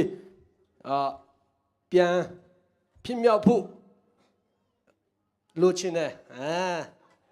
pin English service be pipi Myanmar service be pipi era chinaro nak pai marin do ne siaro be pipi no wa chinaro lo yang pin chinaro bata saka ti de ni ma le pipi chino chin ni ma be pipi aya akong lo ma tu ni chawu sura chain ma chinaro alo meu bata saka akek ke si de cha ni chinaro alo meu what position lo khon ya da aya พยากงโดพยาตุป้องไปรอโลดอายังก้าวบาร์เดลนะจีน่ามีมาสกายเลยมาชีเราสุดอาลงจิจุตินจังเปียวไหมปีนอาคุจีน่าเราตีนเราตัว announcement อาคุจีน่าเราเสียชีเลยสุดจีน่าตีได้ลูเปียวไหมเนาะน้ำอะไรจีน่าเปลี่ยนมีโอเคลงดำมาไม่กวยอินะทุกสักสักดังในนี่กับกอดเป้าส่งไปเด็กตะเกียนนะมั้งบางแห่งจีเล่บางปันกับปันตะมอโอเคตัวอาเบสากุมไหลไม่ได้ปวดอากางเป็นอีบอลน่ะเป็นมอตัวหอยมาเป็นคัดไว้ซุ่มอีเปียกดิ้งกิมังเงาเทมอเปียกดิ้งน้ำมังเงือุเล่กิไปเทยเดนฮีจีมอไงปีเขียงไงจงเงนะเสียตรงปีเขียงไงจงเงนะเกเขียงไงจงเงนะกิไปเทยเดนฮีจีตรงเทสักเขียงไงมอเห็นนะซุ่มนั่นนายเกลเล่พมอโลกุมลังไปดิ้งปันเห็นนะองค์กิงหักดิ้งเห็นนะเสียมังปุ่นเป็นองค์เงี้ยเงี้ยแต่หม้อตุลีกิจังฮีองจีน่ะอาเจียนน่าจิวเลยอเมริกันเป็นนักเกมพอดุนลาอาเจียนองไปพอดุนจีน่ะกันเบลโอเคอาเจียนองไปพอดุนอาเจียนจึงนายเราฮีจีน่ะกังหักสักหลายเห็นนะสุ่มเป็นอีเก็บตักเจียงอีไอเป็นน่าไปเบเทหม้อสุ่มเป็นตัวเจียงเห็นนะสุ่มเกียบนมไตมันเนี่ยนะเปียกดิ้งน้ำมังงี้รู้เลย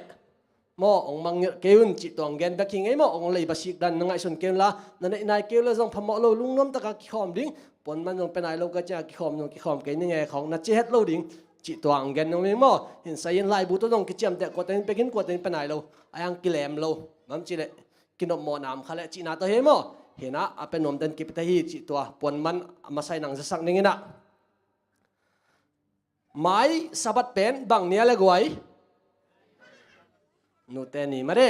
ไม่สบัดนี่เป็นสบัดนี่จีน่ะตัวจงไอ้ขวกี้บัดตันไอดอนเห็นหอยมาเลยเห็นน่ะดอนนานในริมๆดีไงมั้งเห็นน่ะไม่สบัดเป็นนูเตนี่อีหล่อเพียกไว้หล่อแม่ลงมั้งภาษาเรียงอาโจโลว่านูเตนี่หล่อแม่ลงมาเลยนูปีเต้นน่ะหล่อปุ้ยะกูหล่อตัวเก่งไม่ชิวแคนเซิลไม่หมดเลยไม่สบัดเห็นน่ะหลบโลซอมาได้เห็นอากิรเกียร์ที่เราหลบด้วยตัวนี้นะ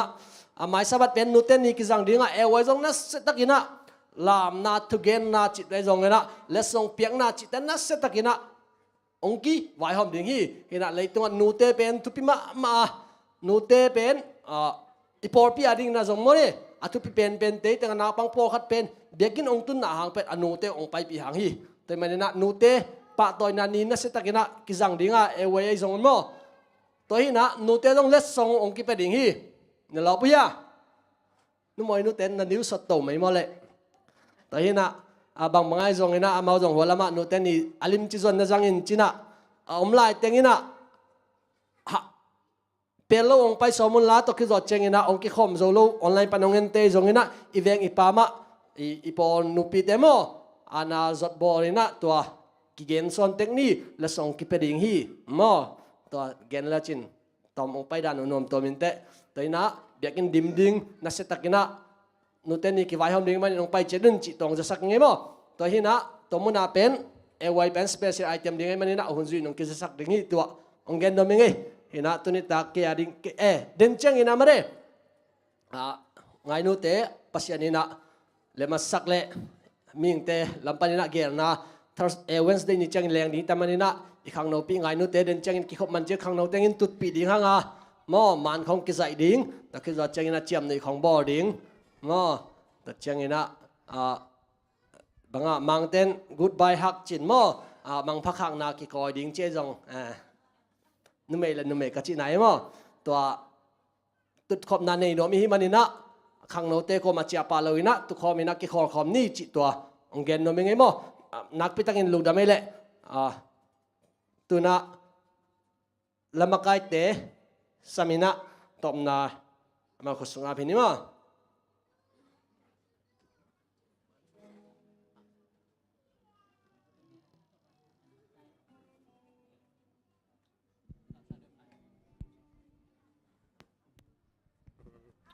นกเจ้าตาเวทมั้ง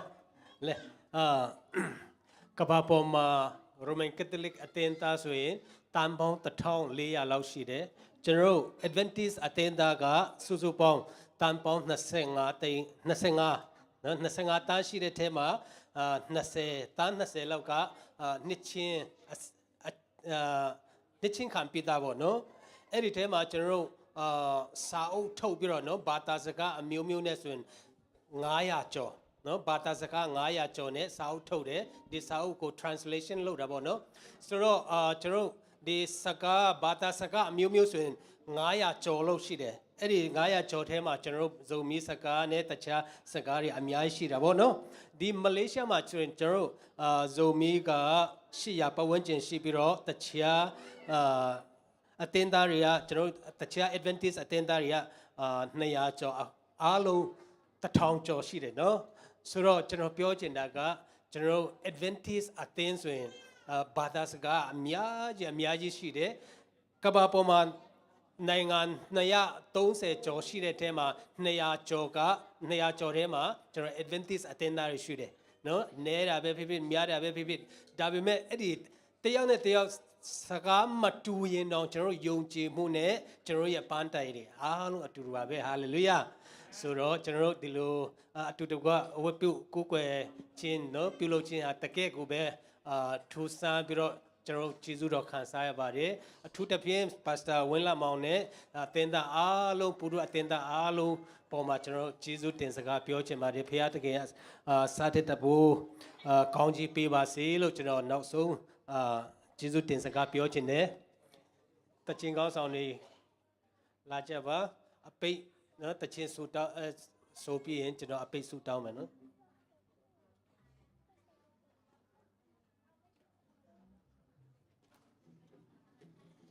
အားလုံးမတကြကြအောင်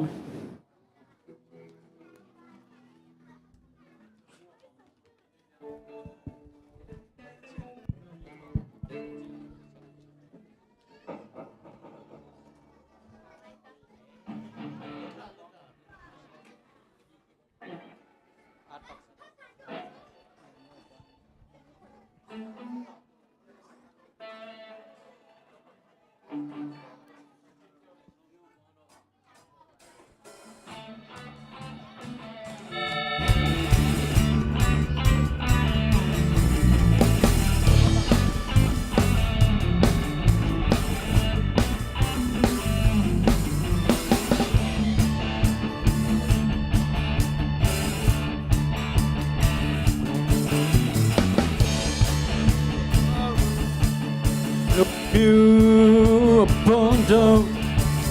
ထာဝရဘုရားကိုချီးမွမ်းကြလော့လူမျိုးဘုံတို့အာချီးမွမ်းကြလော့အကြောင်းမူကားငါတို့၌တွေ့တော်ချီးမွမ်းလိုက်ထာဝရဘုရားရဲ့မြတ်စွာဘုရား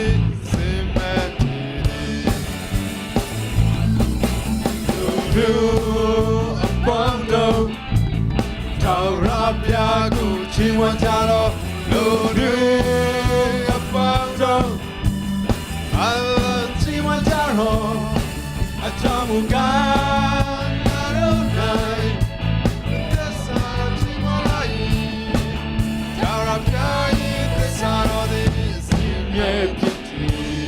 Hallelujah. Hallelujah. Hallelujah. Hallelujah. Hallelujah. Hallelujah. အစားကပြန်ဆိုရအောင်နော်လူမျိုးအပေါင်းတို့ You abound. သာရဘုရားကိုချီးမွမ်းကြလော့ Rabiago chimachalo. လူတွေအပေါင်းတို့အလုံးချီးမွမ်းကြလော့ Alon chimachalo. အကြောင်းမူကံဟာတို့၌ Achamuka. ဘယုနာတော်ချီလိုက် Luna chimala. သာရဘုရားဤသစ္စာတော်သည်အရှင်မြတ်သည် Amen. Hallelujah. Hallelujah. Hallelujah. Hallelujah. Hallelujah. Hallelujah. ပေါင်းစုံ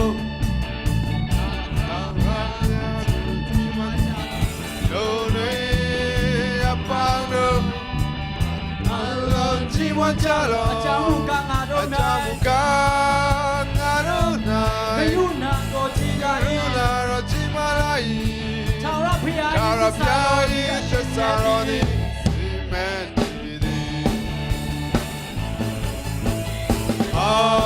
Hallelujah. Hallelujah. Hallelujah. Hallelujah.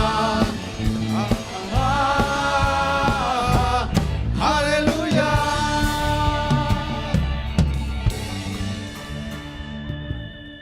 ဆုတောင်းရအောင်ကောင်းကင်ဘုံ၌ရှိတော်မူသောကျွန်တော်တို့အဖကိုရောဤကျေးဇူးတော်ကြောင့်ကျွန်တော်တို့ယုံကြည်သူသားသမီးများဘုရော Adventist မှာတော်လကောင်းကျွန်တော်တို့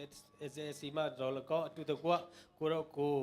ချီးမွမ်းရတဲ့ခွင့်နဲ့ကိုရောတရားတော်ဒီတနာများနားဆင်ရတဲ့ခွင့်ကိုပေးသနာတော်မူသောကြောင့်အထူးပဲကျေးဇူးတင်ပါ၏ကျွန်တော်တို့ဒီအစည်းအဝေးတွင်ကျွန်တော်ပြောမဆိုများမှားနဲ့အနေအထိုင်မှားများရှိခဲ့တော်ကိုတော်တာသမီတို့ကိုခွင့်လွှတ်တမနာတော်မူပါလာရောက်ကြတော့တာသမီအရောက်တိုက်ကိုတော့ကောင်းချီးပေး၍ကျွန်တော်အစီအဝေးပြီးလင်မိမိအိမ်တို့ပြန်မယ်ဖြစ်ပါ၏လမ်းကြီးတွင်ကိုတော့ကျွန်တော်နဲ့အတူပါရှိတော်မူခြင်းအဖြစ်ကျမ်းမာချောမောစွာဖြင့်မိမိအိမ်ကိုရောက်ကနောက်တစ်ခါစာဘတ်တွင်လည်းပြန်၍ကိုတော့ကိုကိုကွယ်ရတဲ့အခွင့်ကိုပေးတနာတော်မူပါကျွန်တော်၏အသက်တာအားလုံးနဲ့ကိုတော့အမြဲတမ်းပါရှိတော်မူပါမယ်အကြောင်းတပါးတော်ယေရှုခရစ်နာမတော်၌ဆုတောင်းဆက်ကပါအဖဖခင်သခင်အာမင်ကျေးဇူးတင်ပါတယ်ဘုရားသခင်သားသမီးအရောက်တိုင်းကောင်းချီးပေးပါစေဟိုဓာတ်ပုံရိုက်ချင်တဲ့လူတွေရိုက်လို့ရတယ်နော်ကင်မရာလည်းရှိတယ်ကင်မရာမင်းလည်းရှိတယ်